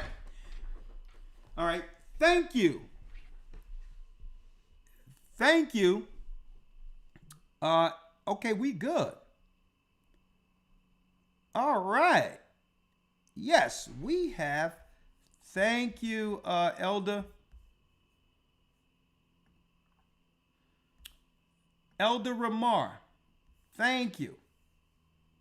Man, you should see the moccasin shoes that Rawchaa and his wife, their family made and sent. Female and male shoes. Did you get any? No, sir, not yet. Oh, hopefully they're on the way. Man, listen. I can't believe, man, Israel is doing it big time. I'll be showing them this Friday. Man, these shoes man, you should see the packaging of these shoes. Man, off the chains. But anyway. Yeah, we got a lot of good stuff coming out of Israel, coming out of this ministry. Elder Rawchaa has his athletic line coming forward. As you mentioned, Elder Rawchaa, he got the moccasin shoes coming. And also, I just want to mention this real quick in relation to the academy. The lesson for this Sunday, I think, is very fitting for everything we see going on in the earth right now. And there's no way we could have planned it like this. But the topic of discussion is making it through Jacob's trouble. And like I mentioned, there's no possible way from the time that we started the academy, because usually we come up with a full list of what we're going to cover before the academy even starts. And it just so happens that in the midst of all of what we see going on in the earth, we decided in week number 10 to cover making it through Jacob's trouble. There's no coincidences. Gone. So with that lesson, I'm pretty sure many of you are asking yourself the question, with everything that's taken place prophetically, where do we fall in all of this? What is our place in all of this?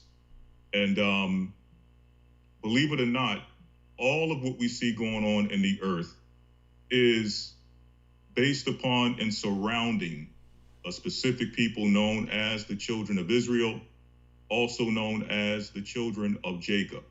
And the Bible speaks of a time called Jacob's trouble, a time which will be none like any other time on the face of the earth, a time of great tribulation, a time of great suffering, persecution, but also a time of glory, because we're going to get an opportunity to see the work of God firsthand.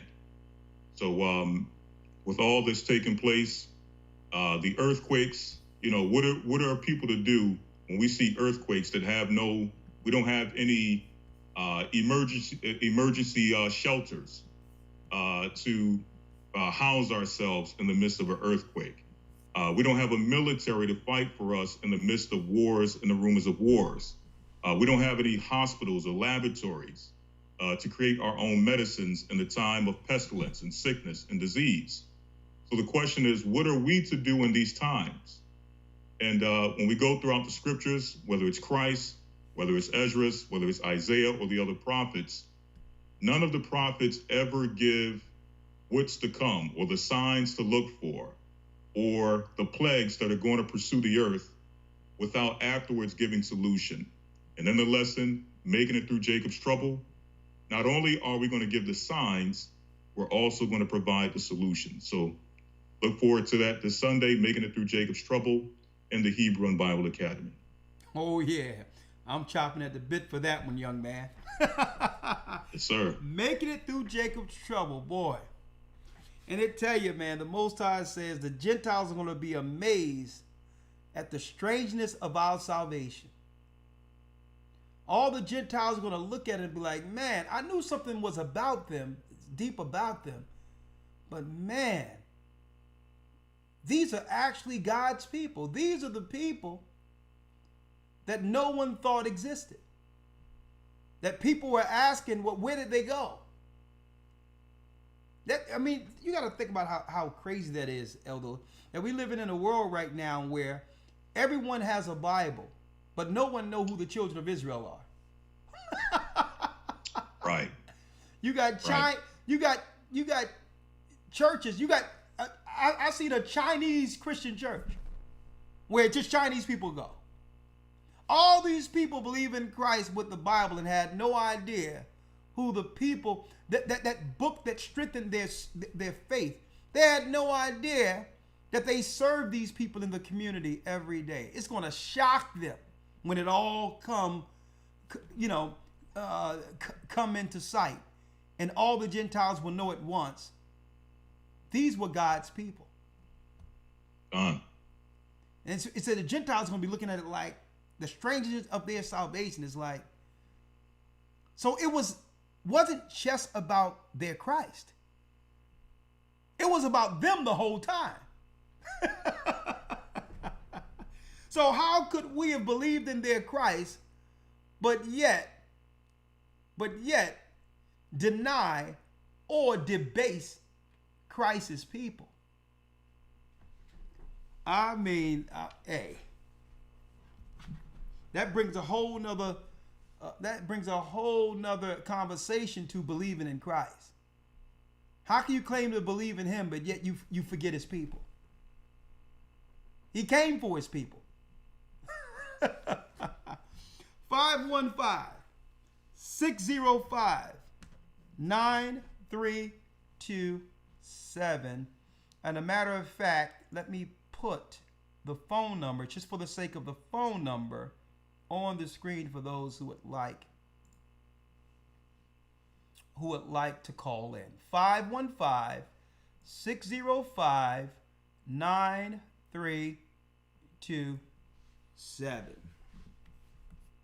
All right, what Elder Lawya, I'm gonna call through this line here so you don't have to worry about that. Yes, sir.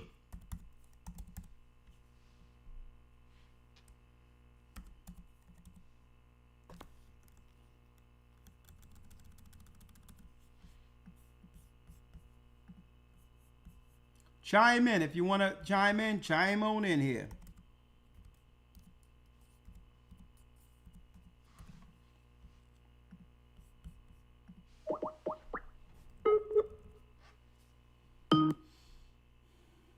Blog Talk Radio. Welcome to Blog Talk Radio. Please hold and you will be able to listen to the show. Unmuted. All right. Thank you, Elder Rawchaa. Kayem, you've been waiting for a while. Let's jump right in. We have an early show tonight. I'm going to get through these calls, and then we'll wish you all Godspeed until Friday. And listen, some guy came on, I think last year, Elder Lawya, and was saying to come to Israel. I'm like, man, listen, don't try to pull us into this mess. All right, we'll go into Israel when our Savior guide us into Israel. Okay? Right. And definitely on that point, we got to be mindful, especially some of the new brothers and sisters and others as well, regardless of how long you've been following us. You have to be very careful, especially in times like this, with people trying to make merchandise of you.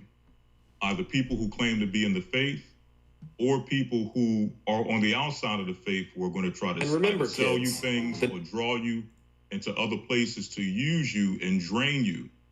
And once they're finished with you, pretty much just toss you to the side and leave you out there without any guidance, without any leadership. Definitely, you have to be careful with that in this time. Yeah. What they'll do is, just like, listen, that girl over there, she's resourceful with her hustle. That's why she called Polly Hustle. I'm going to tell you this right now. She'll tell people we was ace boom coon. I don't know that woman like that. Okay? I'm like, listen, I don't know this woman. So y'all got to be very careful. They'll try to use a loose relation. Oh, yeah, I told him. I came up with the calendar. Straight liar. Okay? And then what they'll do is they'll find a mark, someone older. Usually the mark is older women. You better hurry up. I'm telling you, the prophecies is here. I try to warn and all this other crap. And next thing you know, they'll run your pockets. Then you notice these people who claim like her that come over there that every time she's doing a video is with another person. A new mark. And guess what? You never see a church together being led with all the people that was one mark at a time. They're all separate, trying to survive, listening to her madness. And next thing you know, she'll get them a place, and then she disappears somewhere. No one knows where she lives or where she is. So I'm telling you. But let me tell you, anyone that go over there now in the midst of this war, maybe that's where they that's their choice. Let me put it that way. We tried to warn people. Gone. That's it. So, hey, you can listen to these people if you want. Hey, there's no church over there and there's no people. It's all different type of doctrines. A bunch of hot mess. Okay, that's what it is. Cayenne. Yes, sir. Shalom. Double honor to you, sir. Shalom, Elder. Double honor to all the elders and the leadership. Elder Dash, she's still going. And somebody account for Sister Fleet. Make sure she's still in the United States. But Elder, I think what is so special about the Most High and how he brought forth this awakening and brought his will and a son true doctrine to this church. Elder, the awakening started when this you as our leader and our leaders brought forth the name of the Most High. And that's when the awakening started and the time was ticking. So as I look back and I look at a lot of different camps and a lot of different churches, they was calling Magog and Gog Ukraine and the Russia war. Now they have to eat what they spewed out. And, the lies are being revealed, Elder, and that's a blessing of this church because, we hear Yeshaya calling us. We hear his call because we have these you great watchmen that are leading the charge for us, and we have to get behind y'all 100%. That's why we have to get into the academy. And, Elder, just one quick scripture. This is Luke 8:17. For nothing is secret that shall not be made manifest, neither anything hid that shall not be known and come abroad. So everything that this church is bringing forth is nothing but the truth. And pride comes before a fall. So everybody that's not getting on board, then there's nothing but pride. Whether you're in Islam, Egyptology, spiritual, Buddhism, Hinduism, even the modern day church. Elder, if they're not going to get aboard to this and hearing the call and say, you know what, I got to read these scriptures as Christ said, as it is written. And that pride is going to lead to their fall. And Duwater, sir. Well, thank you, brother. Thank you. I really appreciate you. All praises be to the Most High. Yes, sir. Duwater. Okay, let's go to the next call. That would be Shade. Shade has a comment. I'm gonna step away for a hot second. Okay. Shade has a comment. Shalom. Hey, shalom, brother. How you doing, Elder? I'm doing well, sir. How are you? I'm doing fine. Thank you. I'm glad I was able to get in this evening. You know what? I just had a comment. I called it, I think a couple of weeks ago, and I had got a hold of you, and I think like the second time, and we had talked a little bit.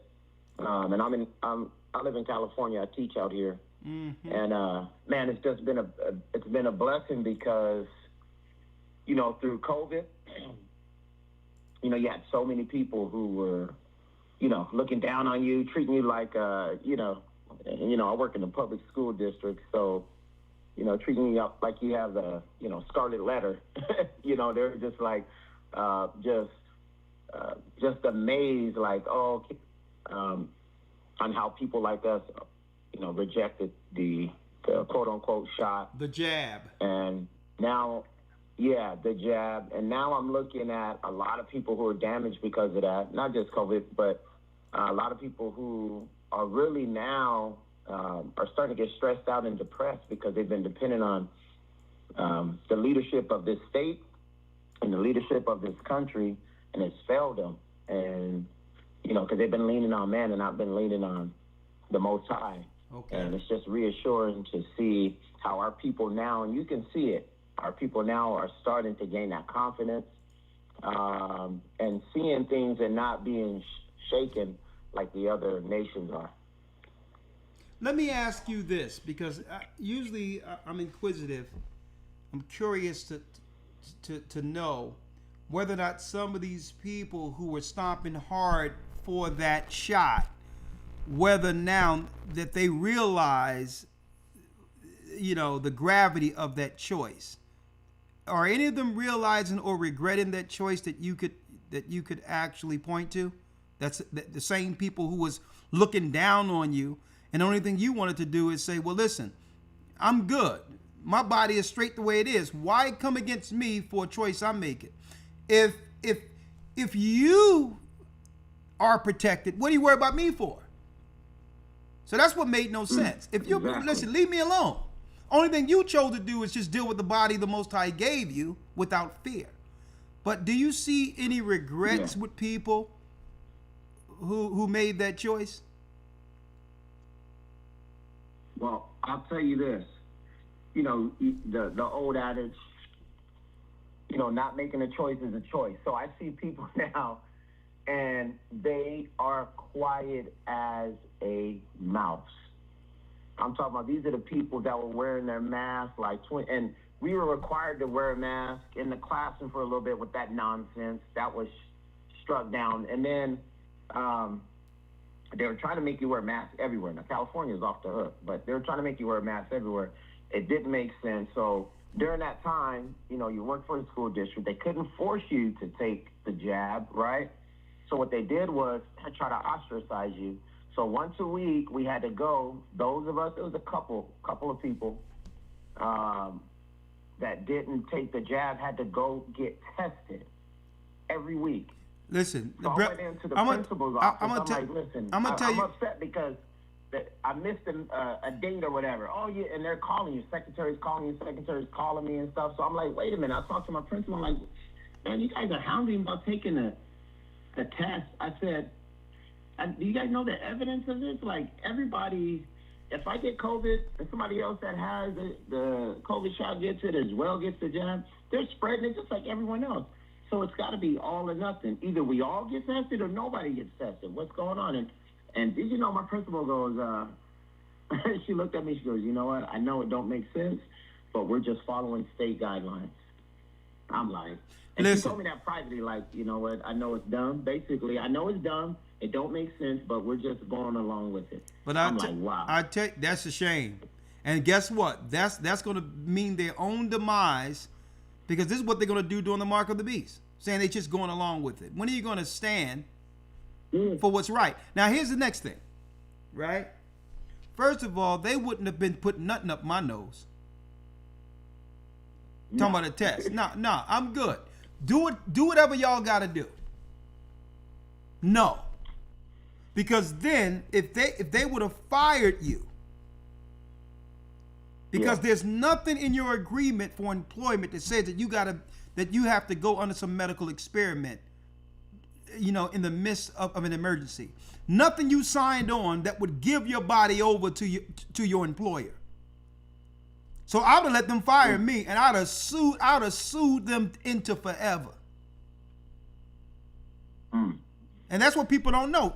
So believe it or not, they settled with millions upon millions of dollars.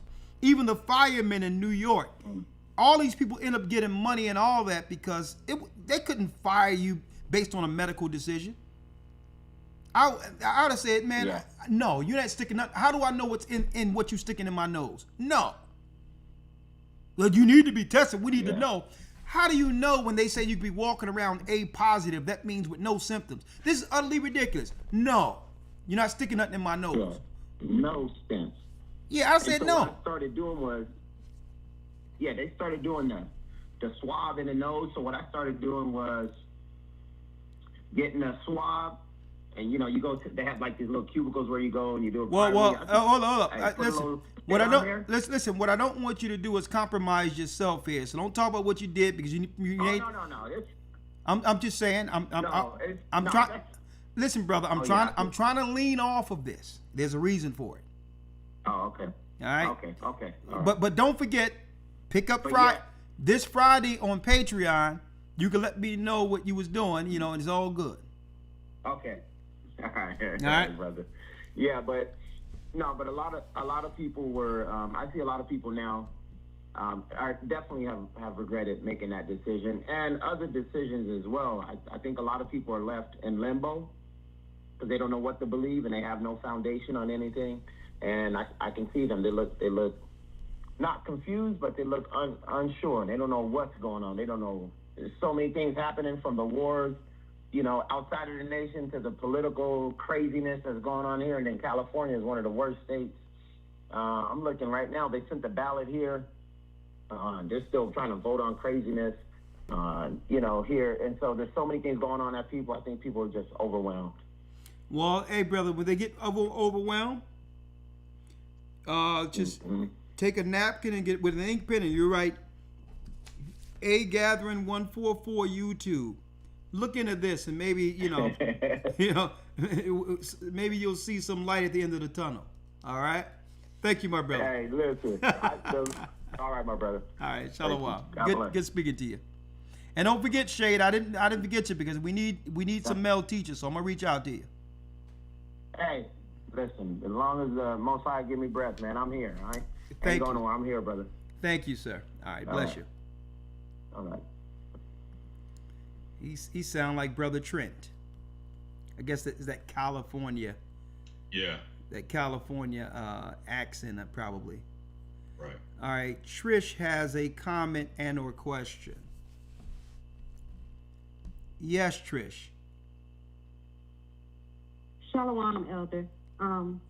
I just wanted to let you know how amazing everything you teach, and I know it's all the Most High, but Elder, since I've been in this truth, I've been following you guys for just a couple of years, up under my brother who got me into the truth. Elder, everything you teach, it makes sense. Like, I've been thinking about this all my life. Like, what does the Bible mean? I have a Christian background, my grandparents, all that good stuff. But I was raised Christian, and it didn't make sense. Nothing in the Bible really made sense to me as it was being taught to me. And I left the Christian church years ago. I'm 48 now, and up until just a couple of years ago, it didn't make sense. And now everything makes sense. Who I am, who we are as a people, what the Bible is, what it means, everything it just makes sense now, you know. And I just want to thank you for just putting it out there, and you trying to teach our people, letting us know what's going on, because it's really a lot of confusion and chaos out here, and just people not paying attention to what's really going on. And I mean, man, I don't know what I'd be doing right now without you guys. And I just want to say thank you. And man, may the Most High keep blessing GOCC. I did have a quick question for Elder Lawya, and yourself. I'm taking my daughter out of the school system. I'm going to be homeschooling her. Good. And I just wanted to know, is there any way that, because once November, we're going to be in the academy for November 10th. She's going to be sitting right beside me. We're going to do this together. I've been in a couple of academies previous, but I'm not in this current one, but I guarantee I'm going to be in the next one. I'm not missing this for the world. So I just wanted to know, do we have any teachers? Do we have a homeschooling, or any of the teachers that are together, or parents that have a, you know, something that they do for their children? Because she's interested, and she wants to learn more about everything about Ahaya and Shia. She wants to learn that part of it. Okay. She sits in class now, and she's like, she don't like science because she knows the planets aren't real, and she's like, they don't know what they're talking about and all that good stuff, because she knows that what they're teaching isn't a real teaching, and she doesn't want to learn that anymore. So I want to, you know, I want to give her what she's looking for, and I want to give her what she deserves to learn, and that's the truth. Well, sister, we are looking into that. So just keep your ear to the ground so that we could do something for our children. But in the meantime, you can just go online and look at your state. You look at your state when it comes to homeschooling. All right. There's Agora homeschooling and others where the finances that usually go towards your state or city or local can be utilized for the online teaching. And at least you don't have to worry about the indoctrination part of things. Now, usually when it comes to the medical side, this church is a naturalist type of church where we just deal with what God in Christ says, same as the Amish. When it comes to medical, we're very we are exempt when it comes to anything medical and anything foreign going into our body. A matter of fact, that's against our religion. Okay. Now we have the right. We have a right, a sovereign right to our temple, not to put anything foreign into it. So, even when it comes to our children, that's our stance, and it's to be respected. And we use exemptions for that. So, usually, just go online, find yourself a homeschool, and they have teachers available that are pretty good already out there. And don't try to listen. If you're homeschool, you're not threatening anyone with catching something or anything like that. So understand. Just focus on, protecting your daughter, giving her the word of the Most High. Pray with your daughter, and above all, keep her chaste. And then on top of that, make sure that you have your exemptions in place, so that no one is disturbing you, trying to interfere with you medically or your daughter medically. Okay? Okay. Okay? Got it. Thank you. Yes, sir. All right. Thank you. Thank you. All right. In the bar.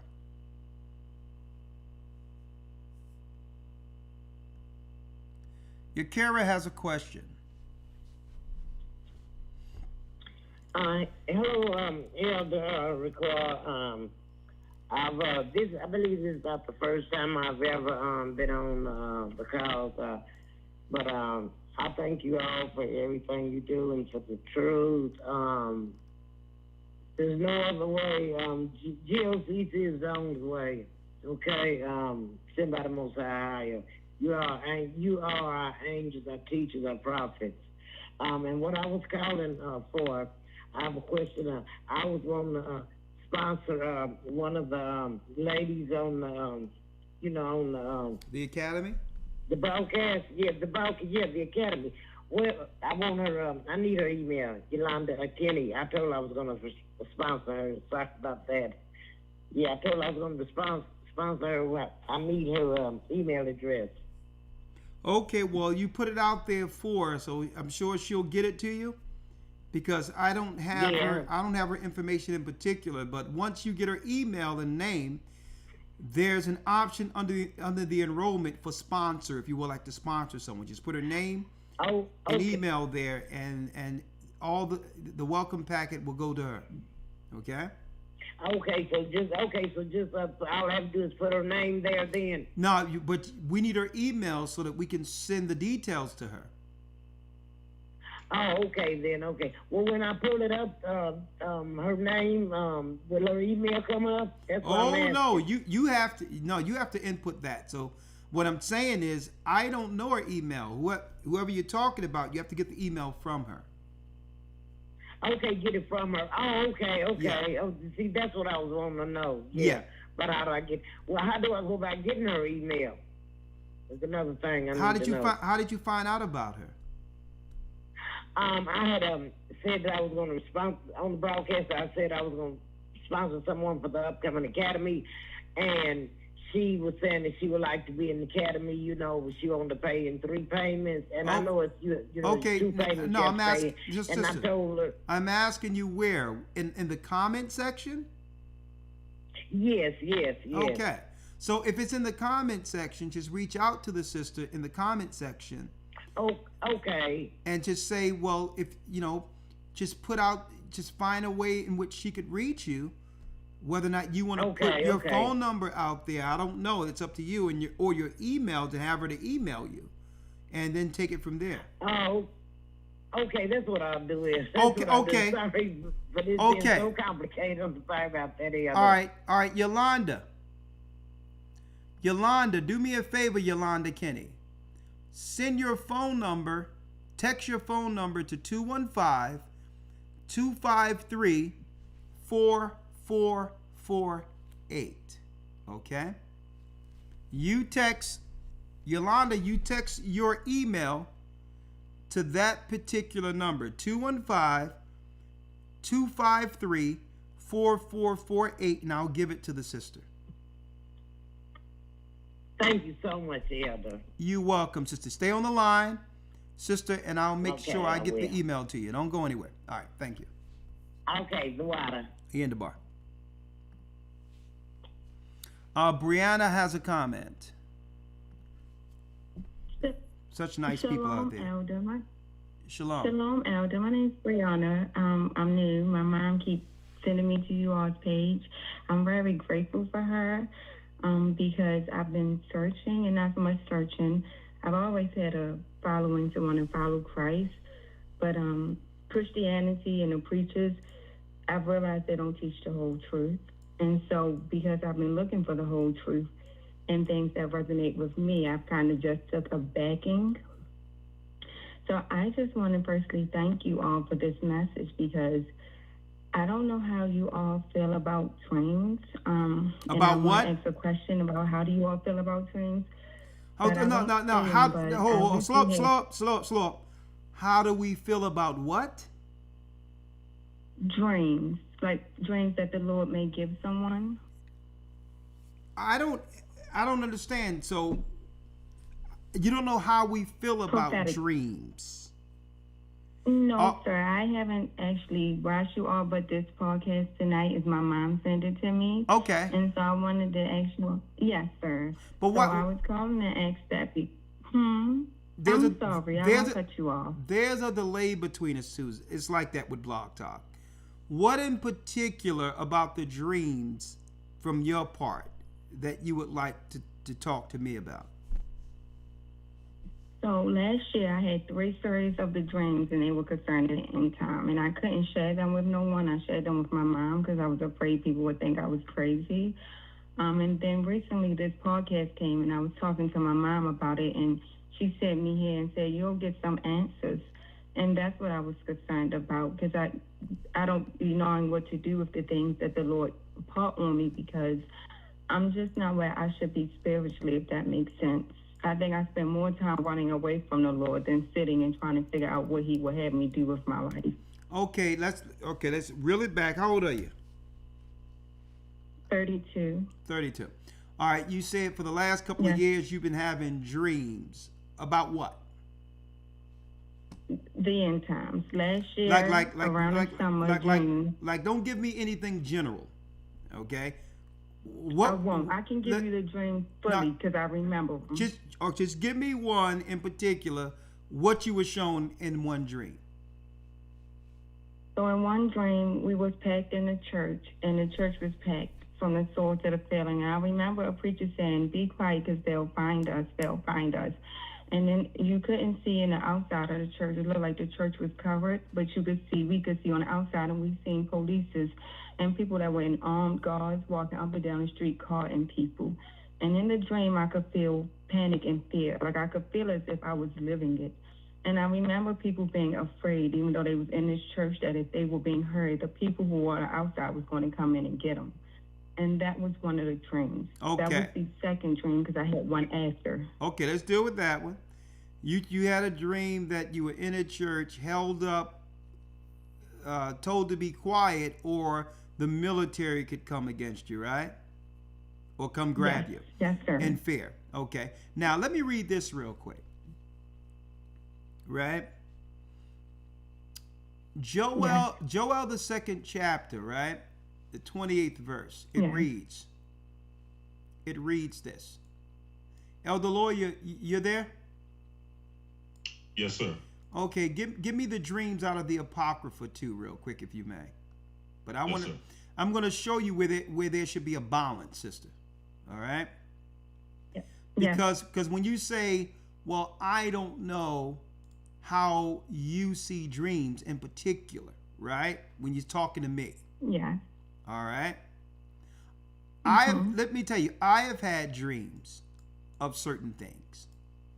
People around me let me know when they have dreams concerning certain things, right? So why am I saying this?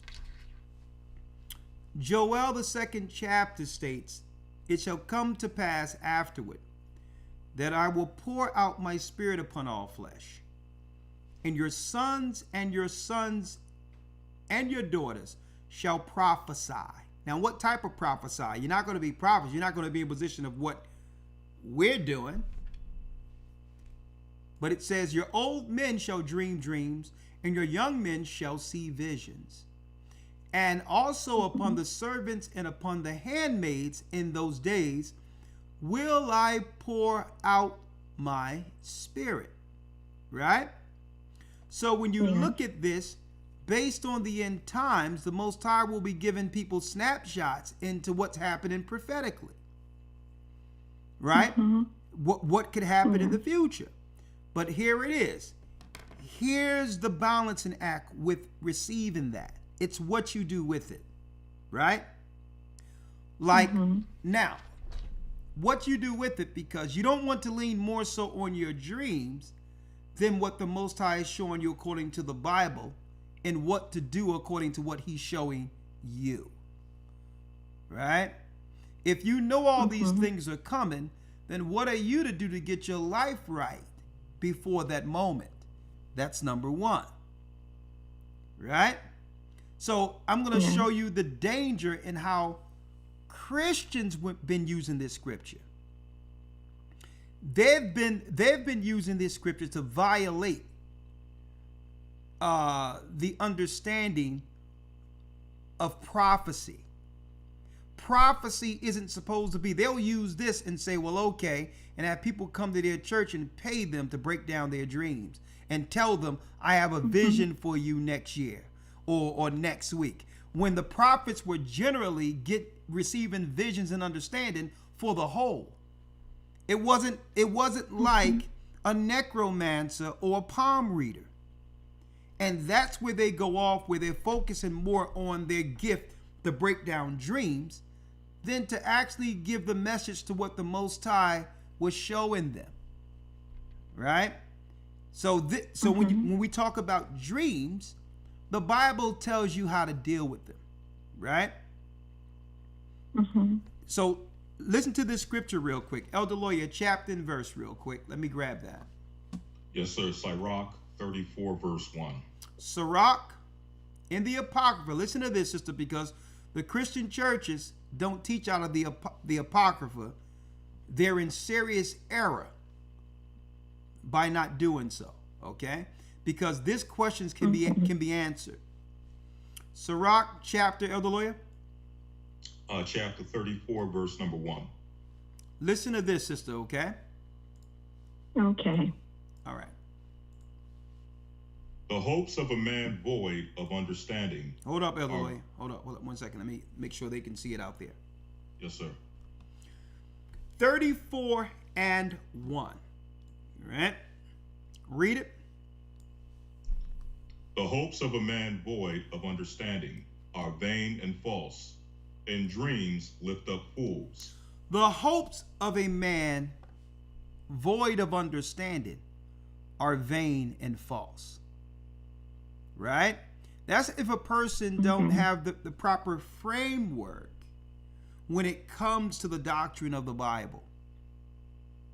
The hopes of a man vain of understanding are vain and false. And it says dreams lift up fools. Now, not that dreams cannot be sent by the Most High, and I'm going to show you how to distinguish between the two. All right? Because the Most High gave Joseph the prophecies to be able to not just dream about him being raised one day to save God's people in the earth, but to also save the earth from a famine. That was Joseph, the son of Jacob. So the vision wasn't for him in particular more so than it was the will of the Most High prophetically. Right? So let's read this now, because we all get dreams and visions, believe it or not. Read the second verse. Whoso regardeth dreams is like him that catcheth a shadow, and followeth after the wind. He that regardeth dreams is like him that catcheth a shadow. Now you can see a shadow, it's there, right? Same as a dream. Yeah. You see it. But is it really there? Right? Yeah. And it says, and follow the wind. You can feel the wind, but can you chase the wind? Do you know which way it's going? No. Yeah, so because of this, you have to deal with the dream according to how God would say, understand it. What is it for? Why was it sent? To understand, because it can drive you to the left side. You can chase the wind and try to follow it, but you're going to get lost somewhere because you can't catch wind. That's a dream too. Read. Read. The vision of dreams is the resemblance of one thing to another, even as the likeness of a face to a face. It's the likeness like a face to a face. Even when you look in a mirror, right? That's you in the mirror, right? But is that you in the mirror? No. It's a reflection, right? Yes. So now let's quantify this, because the Most High has given us, because dreams are strong. They have impact. And a matter of fact, let me tell you, many times you're in a dream and it's so real that you know that whatever happened there is existing, but it's in a different realm. You wake up affected by that dream. Right? Yes. So now, we know dreams are real, but how do you deal with those? 4. Read. Of an unclean thing, what can be cleansed? Because, check it out. That's how we have to weigh it. Because sometimes we have dreams that are unclean. We have desires in us that leads to us doing something in the dream that we know isn't from the Most High, right? Yes. Okay. So now we're putting everything in its proper place.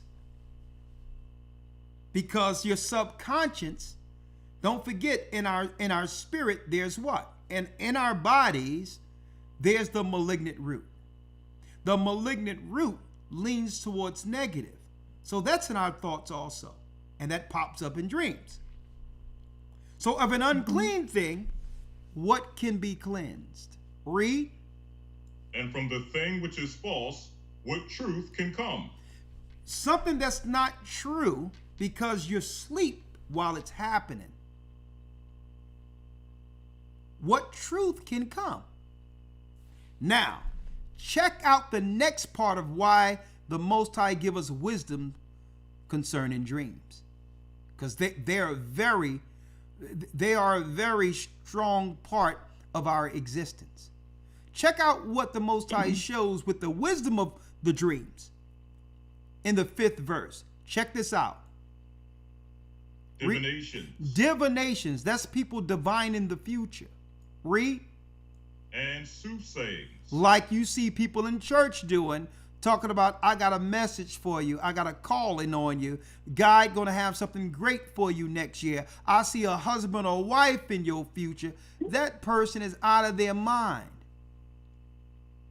But it says divinations, soothsayings, which is you get caught up in dreams so much that what? You start telling the future. Read.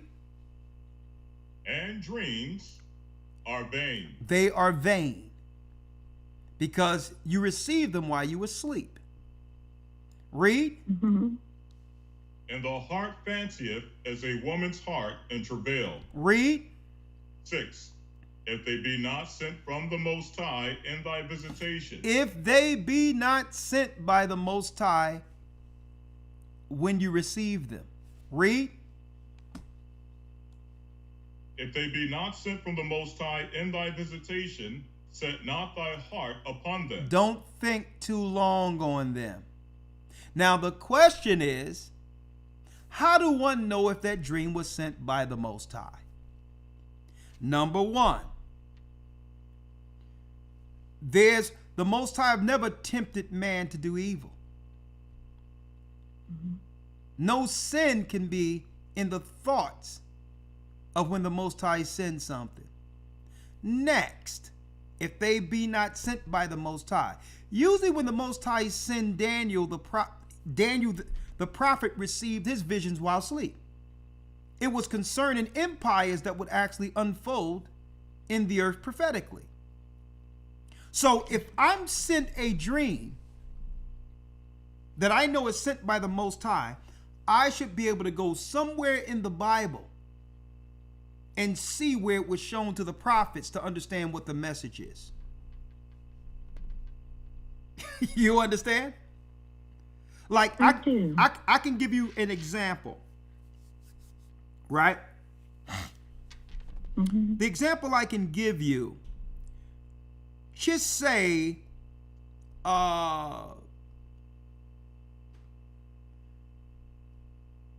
here's an example. Let me use your thing for an example. Man, I had a dream. Man, I woke up in a cold sweat and I was in a church and there was army outside and all that. Man, oh my goodness. And people told me to be quiet or something could happen. And I know I was up in the church. The way I would look at it is where the Bible states what? When you shall see Jerusalem compassed with armies, flee in the wilderness, right? So if I receive that particular dream, knowing that the armies are sent as a part of Jacob's trouble, I know if the Most High showed me that the night before class, I'm gonna go into this chapter, I'm gonna break this down. According to the prophecies, the Most High probably want people to understand what to do before the armies come. So I'm going to teach the Bible. I'm going to teach the Bible according to that. I'm not going to tell anybody that this is what I dreamt. This is what the Most High want us to prepare ourselves for. You understand? I do. And I think that's the problem, that I'm not in the Word of God like I should. And the visions or the 3 that I had came, Elder, and I didn't know what to do with it. And again, because I go to church and don't go to church because I can't get a grip of the actual truth. I just know nothing is right anymore. Well, sister, listen. I feel like I'm myself is in a wilderness. This is what I don't want you to do. I don't want you to feel that something is wrong with you because you are receiving dreams. But the whole deal is you have to weigh that and measure that with the word of the Almighty. And this is why though, because eventually you're going to have to wake up. You have to wake up, and the more you understand these prophecies, check out what it says with the next verse, sister. The Bible can say it better than I can. Elder Lawya? Yes, sir. I need you to read the 6th verse again. Verse 6. If they be not sent from the Most High in thy visitation, set not thy heart upon them. Read. For dreams have deceived many. See? Because if the enemy understand that you lean more so on your dreams, and you're not weighing that with the word of the Most High, the enemy will send you a true vision to make you trust in that more so than reading the word. He'll give you something that's true to the point where you'll just lean on yourself. So that's why it says, for many dreams have deceived many. Read. And they have failed that put their trust in them. Because at the end of the day, we must put our trust in the Almighty and check ourselves, even with the visions that come into our minds. Because in us is the malignant root that's contrary to our bodies, our minds, that's also within these dreams. So it says, for dreams have deceived many. So you have to be careful. You can't be thinking on these dreams too long, because you'll begin to believe them and follow them. And not only that, fear will set in with you, in you, through believing them. And the Most High never gave us the spirit of fear. Elder, you have helped me out so much, because if you don't mind, I shadow last dream was God's coming in looking for me, and I was hiding, and they asked me who I served, and I got shot in the head. And I don't want to cry on this phone, but yeah, but I'm helping you because now you're being tormented in your dreams, right? So you're being tormented. That's why I tell you in Baruch that what? It'll be the attack of the specters and shadeems. It's demons that try to put you in fear. Let me tell you, I'm not worried about that, because if you're courageous, who you are in your dreams when it happens is who you'll be when you wake up. So ain't nothing going to scare me while I'm asleep, and ain't nothing going to scare me awake. Okay, so you got to learn, sister, you have to understand how to tell the devil to get behind you. Okay, so the whole thing is, if you're fearful, that comes out in your dreams. Listen, you can destroy the enemy in either state. Like, get out of my face. I'm not scared of nothing. I'm down with Christ. Get up out of here before we bind you somewhere. So, sister, if you are waking up afraid, that's not the Most High. Okay? That you're being tormented in your dreams. You're being scared in your dreams. Okay? Now, it says... Yeah, I think that... Yeah. So what you need to do is read Christ and read the Bible and rebuke all of anything that would put fear in you. Okay? Because, all right? Because Christ, let me tell you, Christ defeats evil in every realm. And guess what? I've been in situations where I'm in a dream. I'm like, okay, something is happening here. But you know what? Hey, I'm gonna win this one. You ain't gonna make me feel a certain type of way. Let's rumble. So hey, and I wake up and I feel fine. No, get out of here. Go somewhere. So, sister, you being tormented in your dreams. All right? And that's, listen. You have helped me out so much. Thank you. Because let me read this. I was confused. Let me read this. Let me read it, because this is going to help you out. Let me read it. So something is waiting for you to, listen, you got Freddy Krueger hanging around in your dreams. And we don't do that. We don't duck and hide anywhere. Okay? Let me help you out here. Let me read this real quick. Elder Lawyer, read that for me. Read this. Read the 7th verse. Yes, sir. I'll read 7 and 8. Read it. For dreams have deceived many, and they have failed that put their trust in them. They have failed that put their trust in them. Now check this out. Read. The law shall be found perfect without lies. See that? Without lies. The devil is a liar. If you go into the law, you go into Christ, you'll receive the courage that transfer from when you are awake to when you're actually sleeping. And the demons will fear what's with you, what's protecting you. You need the law, you need Christ, you need to strengthen your spirit. If anything, it's showing you how afraid you are. Yes. Thank you, because that's what it is. Like, it was the end times, and they asked me, who did I serve? And I said, Yeshua, and they killed me. And what it is that I've always been afraid of the end times. No, it's always me to my core. Okay. Move that Listen, move that Yeshua to the side. Okay, his name is Ahiah. Ahiah. In the name of Yeshua. Okay, who you serve? I serve Ahiah in the name of Yeshua. Kick rocks, okay, before you be bound into Hades. Okay, that's what you do. You and your daddy. All right, that's how you do it. Who I serve? I serve Ahiah in the name of Yeshua. Now step off before you get bound, before you get dealt with. Okay, that's how you deal with that. And it says, the law shall be found perfect without lies. Read. And wisdom is perfection to a faithful mouth. And wisdom is perfection to a faithful mouth. If anything, sister, it's time for you to build courage in the God you serve, with the Christ you serve. The enemy will choose someone else to mess with. Okay? Ahiah in the name of Yeshua. Take back your power, whether you are walking around, regular, awake, or while sleeping. Okay? So no, sister, you have to just raise your courage, read the law, read the power, the power of the Almighty.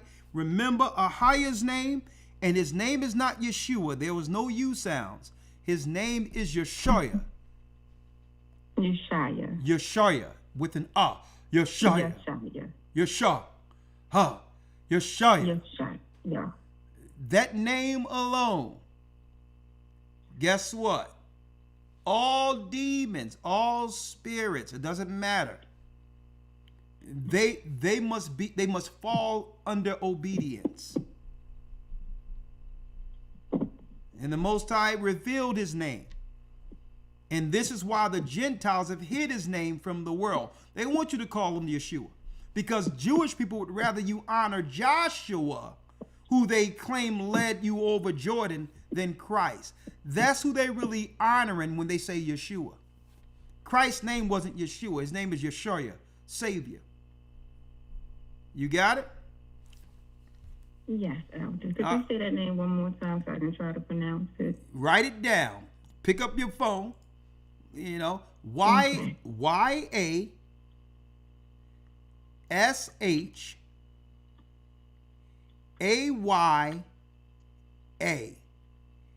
Yeshua. You got it? Yeshua. Yeshua. Yes, not I. That's Isaiah with an I sound. That's a different letter. Yeshua. Yashaya. Yeshua. Yeshua. Yeshua. Yeshua. Shah. Yeshaya. Yeshaya. Yeah, go. Sister, get in the academy. Elder Lawya, you can teach her that, right? You on the right path. I paid for it today. You're gonna have it all then. You in good shape then. All right. Thank you. Yes, sir. If you don't mind, can I read this as well? Hold up. Elder Lawya want to read something while you on the phone, all right? Okay. What you got, Elder Lawya? Yes, sir. Romans 15:4. Romans 15:4. Thank you. Hold on. Yes, sir. I know, sister, you mentioned earlier that you haven't been in the Word of God like you should be. And sister, what's happened is that your dreams are calling you back to the Word of God. Simple and plain. You have to get back into the Word. It says here in the book of Romans 15:4. 15:4. Let me get it, Elder Lawya.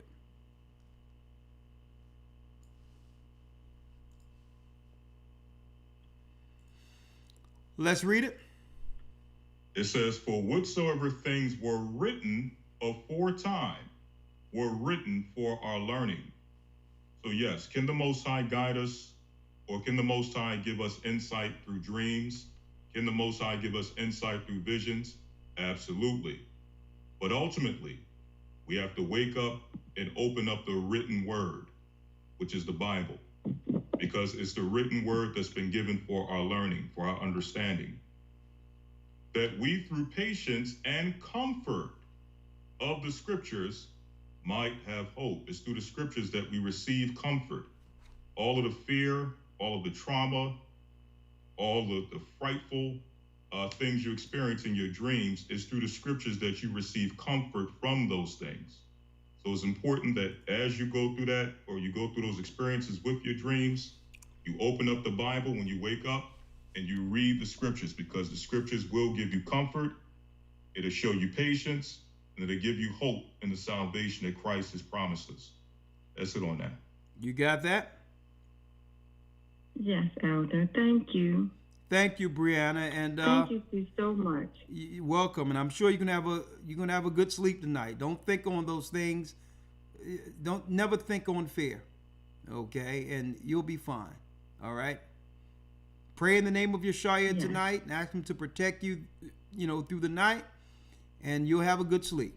Shalom. Yeah. Shalom. All right. Blessings. Blessings. All right, I can only take a few more because I got to get some rest.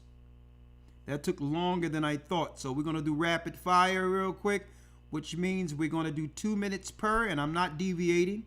2 minutes per call. Tyron has a comment.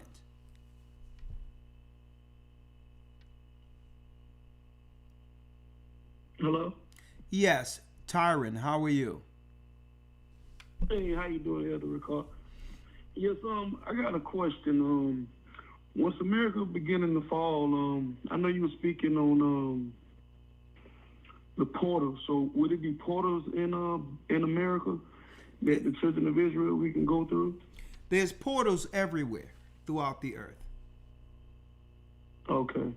There's portals everywhere. There'll be some people traveling, seeing things from the outside, and there'll be others who are poured through the gates and will be moved into the wilderness.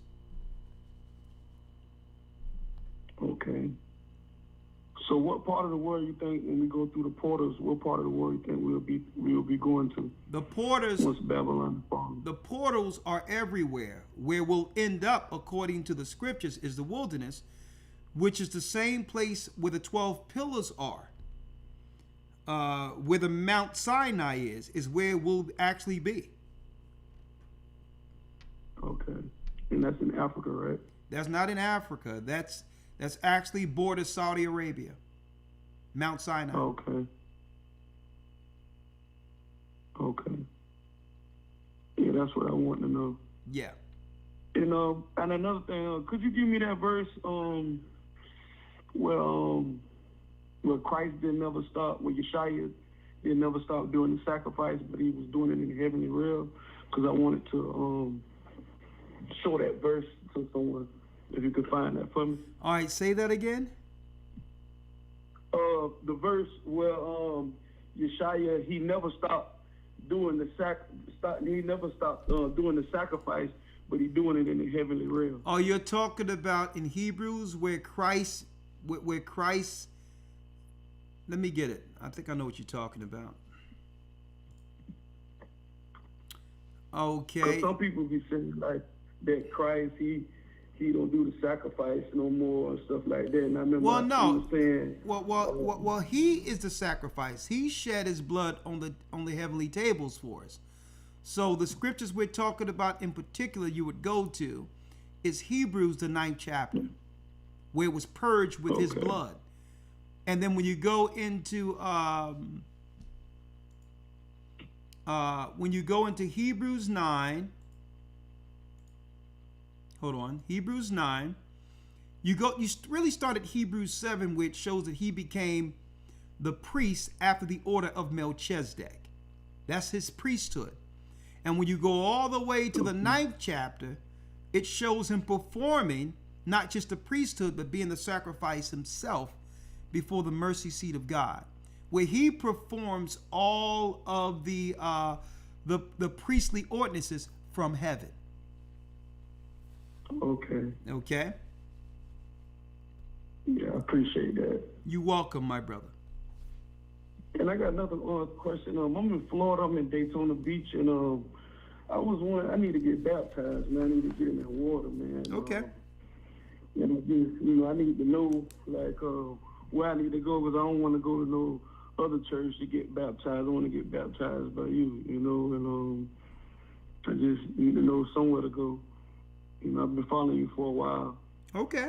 On the internet, so I just need to know where I can go get baptized. I need to get in that water, Okay, all praises. Well, what I'll do is I'll send your number to Elder Fresnel in Florida. He'll reach out to you. Yeah, because I met this one guy. He was driving semi trucks, and I met him. And he had a hire on the side of his truck. I'm like, hey, and he was saying he out of Orlando, but I had lost his contact info. My phone messed up and everything. And, okay. Yeah. Well, I got you, Tyrone. Be looking for a phone call very soon. Okay. Welcome to the fold. Okay, I really appreciate it. My brother. All right, shalom. Shalom. Blessings. We have Justin. Okay, rapid fire, 2 minutes per call. Shay has a question. Shalom, Elder. Shalom, Shay. 2 minutes. Talk to us. Oh, I got you even better than that. I wanted to ask a genuine question, and I hope I don't offend anyone. But I wanted to, if you could help me understand, how are women and men's articles unisex if men and women are supposed to wear each other's articles? Can you explain that for me? I'm not behind the fashions for unisex. I don't understand what you're saying. Okay. Right? I mean, whoever behind the fashion is naming something unisex, right?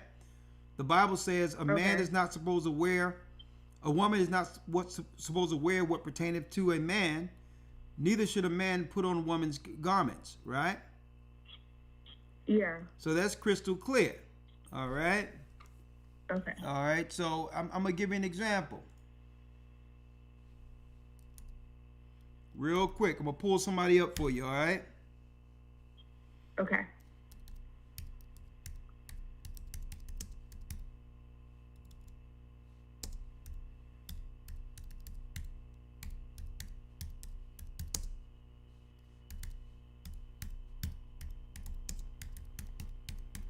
Right? I'm going to pull something up for you real quick.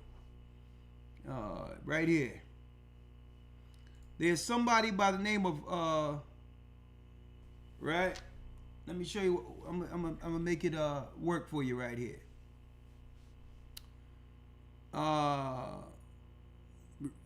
What city and state are you from? I'm in Mobile, Alabama. All right. Let me show you something real quick. All right. I'm gonna put it on the screen so all can see what that scripture's talking about. All right. Yes, sir. All right. I'm trying to help you out. So during coronavirus, I don't know if you've seen what they call the Secretary of Health in Pennsylvania. Did you see that? Yes, sir. Okay, I'm gonna help you out with what you're not supposed to do. Real quick. We're gonna bring some understanding here. All right. Give you the spirit of the Almighty on this. All right. All right. Let's show you how it pops real quick. All right. Right here. All right. All right. On your screen is someone by the name of Rachel Levine. Mm-hmm. Department of Health. They had what's going on here all plastered on our screens during the so-called virus. The first openly trans federal official confirmed by Senate. And when you check it out, this guy was, they say woman was born a biological man, with the fists and all here. But what's going on here is when you look at the dress, it's not unisex. This is straight. This is straight female apparel that's going on here.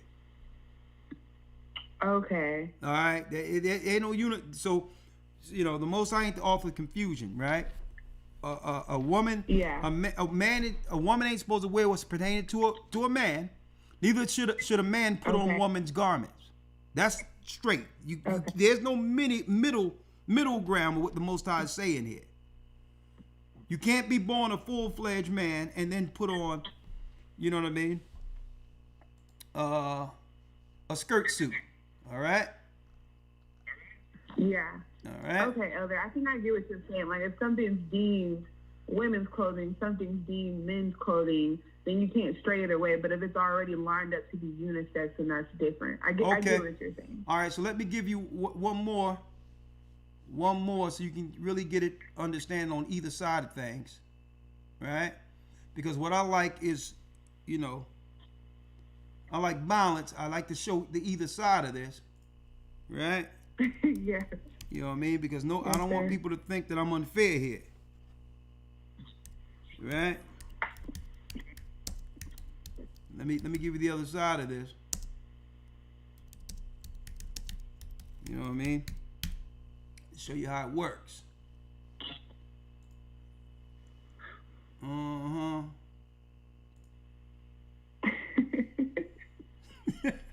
So let me show you where it's at. You know what I mean? These are the rough situations that I've seen happening in North Philadelphia. Let me give it to you the way you see it. I got a few of these, but here it is. This one in particular is a sad situation here. Lord have mercy. I don't know what's going on here. All right. I don't know. Yeah, right. Let me just give you this one. This, all right.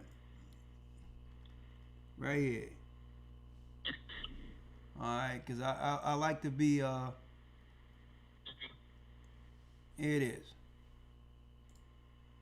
Let me get it right here. See that? This is the one that I could actually show. And there's some. There's a delay between the phone and YouTube, but I believe whatever you're putting. Yeah, I'm gonna put this one up, but I seen some rougher ones that I just didn't want to, take the show. I didn't want to take I didn't want to take the broadcast into the next direction. There was a rough one with a septum ring, with a septum ring and a fitted cap on it. But I'm like I can't. Yeah. We can't leave the night like that. So I'm gonna just right here. This you ain't supposed to be doing this. Okay. Okay. There it is. Okay, Elder. This is one of the more cleaner ones I can find. That's all I needed. That's it. Yeah, there it is. Put on a skirt. You know what I mean? Go put on a dress. Lord have mercy. Thank you, Sherry. Yes, sir. Thank you. All right, you're welcome. Okay, I think I only have one more, and which is, I'm sorry, we're late. We passed 10, brothers and sisters. So here's my last call. I have someone been waiting on for about an hour by the name of Beyonce has a question, okay? So again, I want to make it clear. There is no such thing as unisex. A man, there's men clothes and there's women clothes, all right? And men aren't supposed to be wearing, I be telling these kids and all that, you ain't supposed to be wearing skinny jeans, okay? That's, you know, that's yoga pants for men. All right? Get the Most High in your life. Okay, Beyonce has a question.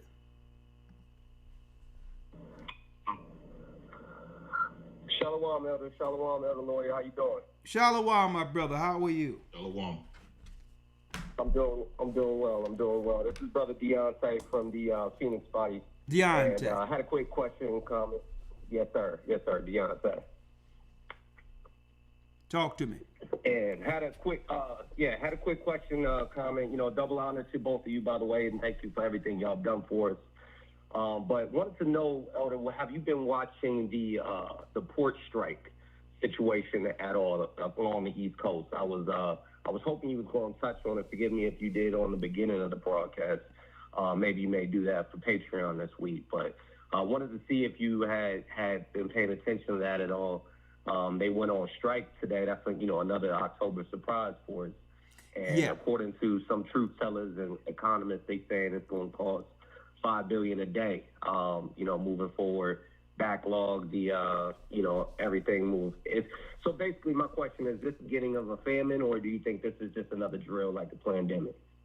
Okay, well, that's a good question. Well, I know that there's a lot of companies that are rerouting to make sure some of the goods that are still available get to its destination. So we're not going to immediately feel what's going on because, right, it's just more so they're moving it through trains under certain circumstances instead of the trucks. So they found a loophole to where it's not outright panic. But there's still a slowdown that's going to raise prices based on supply and demand. So really, it's another way of gouging people by going up on prices based on scarcity, right? So the way I'm going about it, we've always told people in the church to make sure you have at least 3 to 6 months dry goods, water stored and everything else in case of an emergency. So in cases like this, instead of going, you can go to the supermarket, but then you begin to use the food that's already stored and replace that with what you would grab from the supermarket. Right now, when I go to the supermarket, I grab extra. I grab, if I'm going there, I'll still grab something extra and make sure I get paper towels, toiletries, all the little small things that I know that'll immediately have where the population will have a run on in case of emergencies, right? But the majority of the people in our church have already been preparing for events such as this. And what this is going to do, and I know the madness they're talking about, what she's talking about, they have this talking points with the Demonuts where she's talking about, I'm coming after the people who, the billionaires, and to make sure that we cut the taxes of the middle class and to make sure we put $4,000 into somebody's pocket. What $4,000? The money you took, giving money to all these different countries and letting immigrants in to make it the prices what they are through inflation? So the whole thing is, they've purposely caused all this inflation, and on top of that, slowing up the resources that would normally flow through the country only adds to the inflation when more things go up. And that's all it is. It's another tax on the people. And that I don't think we're going to see it. Okay. I don't think we're going to see it almost immediately, but I think that once the resources begin to dry up, right, that they have in store right now, that's when it's going to be a little, it's going to be alarming. Okay, so I'm looking for the perfect storm up and around the election. Okay, so right now things are going to look normal, but when we get near November, we're going to start to see things going to start looking a little different. Okay, but still, we have time to store up before people make a run on the supermarkets. All right. Of course, and yeah, the bishop and the officers out here, they got us squared away. We we have our provisions, just making sure that so you're more so saying stay and recycle, or like you just said, use some of our old stuff and recycle in with the new stuff. Exactly. As we get close to that time. So exactly. Okay. The water. Oh, yeah, the water. Well, all right. Appreciate you, Elder. Shalom. Shalom. There was an Officer Rawchaa on. He'd been on here for about an hour, so I'm going to move him in the last call. How you doing, Officer Rawchaa? Shalom, Elder. Good evening. Can you hear me? Good to hear you, sir. How you doing?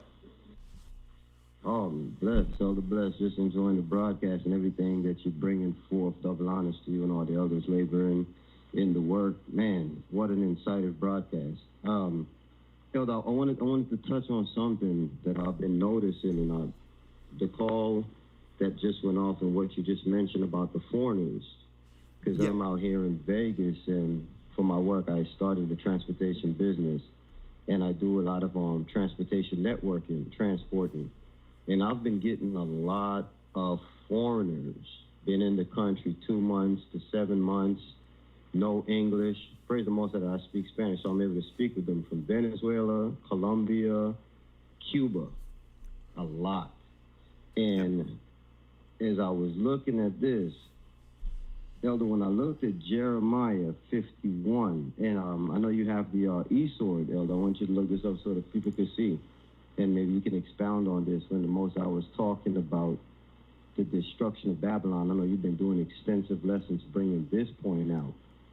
And Elder, when it says in Jeremiah 51, verses 1 and 2, when he said that he was sent on to Babylon fanners, when I looked at that word in Hebrew, czar, and it says specifically a foreigner, foreigners that would empty out the land. So when you're bringing forth about all the resources being emptied out, and just the Most High sending forth that destruction, we smacked into it. So just another vein in what prophecy is being fulfilled, spot on. So again, just wanted to share that, Elder, and the water for all the work. Okay, well, while you're here, let me pull that up. Let me pull it up, because I like to confirm when someone brings something. You know what I mean? Because it's, hey, let's do it. I'm at Jeremiah 51, excuse me. No, 51. Done. Jeremiah 51. And 51 and 2 reads, oh, you got a lot of noise in your background, young man. Okay, let me turn it down, make sure. Just put it on mute, if you don't mind. Okay. 51, it says, thus saith the Lord, behold, I will raise up against Babylon and against them and dwell in the midst of them that rise up against me a destroying wind, and I will send unto Babylon fanners that shall fan her and shall empty her land. And when you go into fanners, oh, this is cold, young man. That's right on point. Fanners in the Hebrew, 21:14, which is Zerah, and it's what? Zerah, which is what? Let's look at it. It says a foreigner. Foreigners, strange, profane. So not just any foreigners. You got some criminals coming over here to commit adultery. Strange. That's deep. Foreigners coming into the land to empty her. to rob the treasury. There it is. The beginning of the end. No money, no nation. Thank you, my brother. Good work.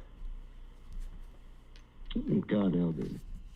Shalom. Go on. All right, shalom. May the Most High be with you all. Thank you, Elder Lawya. And keep in mind, we're at the very end of days. We have some time, but Babylon the Great is fallen, Man, it seems like something happens almost every day, doesn't it? Man, there's a lot that's going to go down between now and the election. Hey, keep your eyes here and your ears here, okay? And keep your spirit under the guidance of the Almighty. His name is Ahiah. His son is Yeshaya, the God of all gods. With that, I'm going to say, shalom, brothers and sisters. Have a great evening. May the Most High be with you. Stay prayed up, sin not, and keep in mind, the Most High is calling back the children of Israel. That's right. We are the children of Israel, and we're back. Good evening.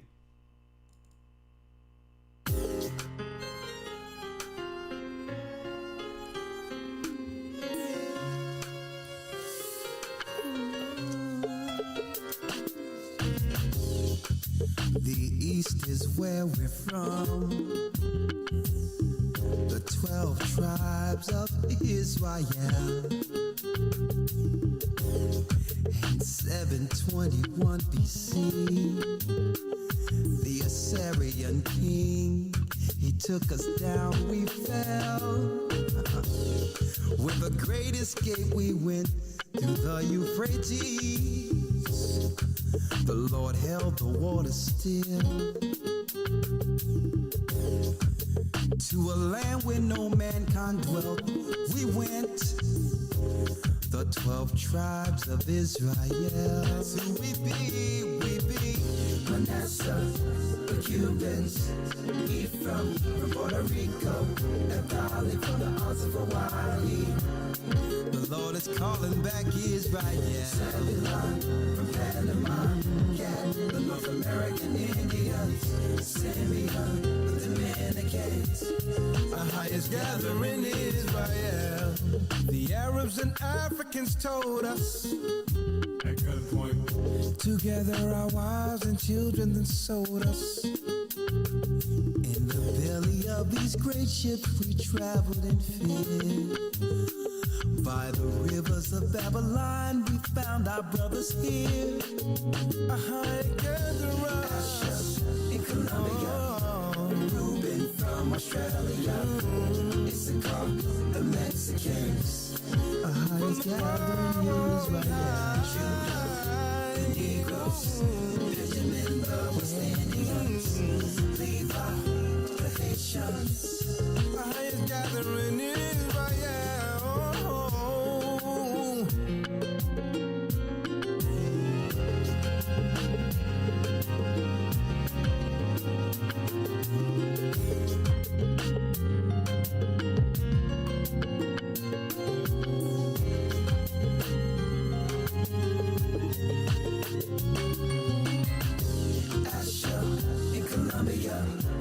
Reuben from Australia, Issachar, the Mexicans. That's who we be. Judah, the Negroes, Benjamin, the West Indians, Levi, the Haitians, Manasseh, the Cubans, Ephraim from Puerto Rico, Naphtali from the Isles of Hawaii. The Lord is calling back Israel. Zebulon from Panama, Gad, the North American Indians, Simeon, the Dominicans.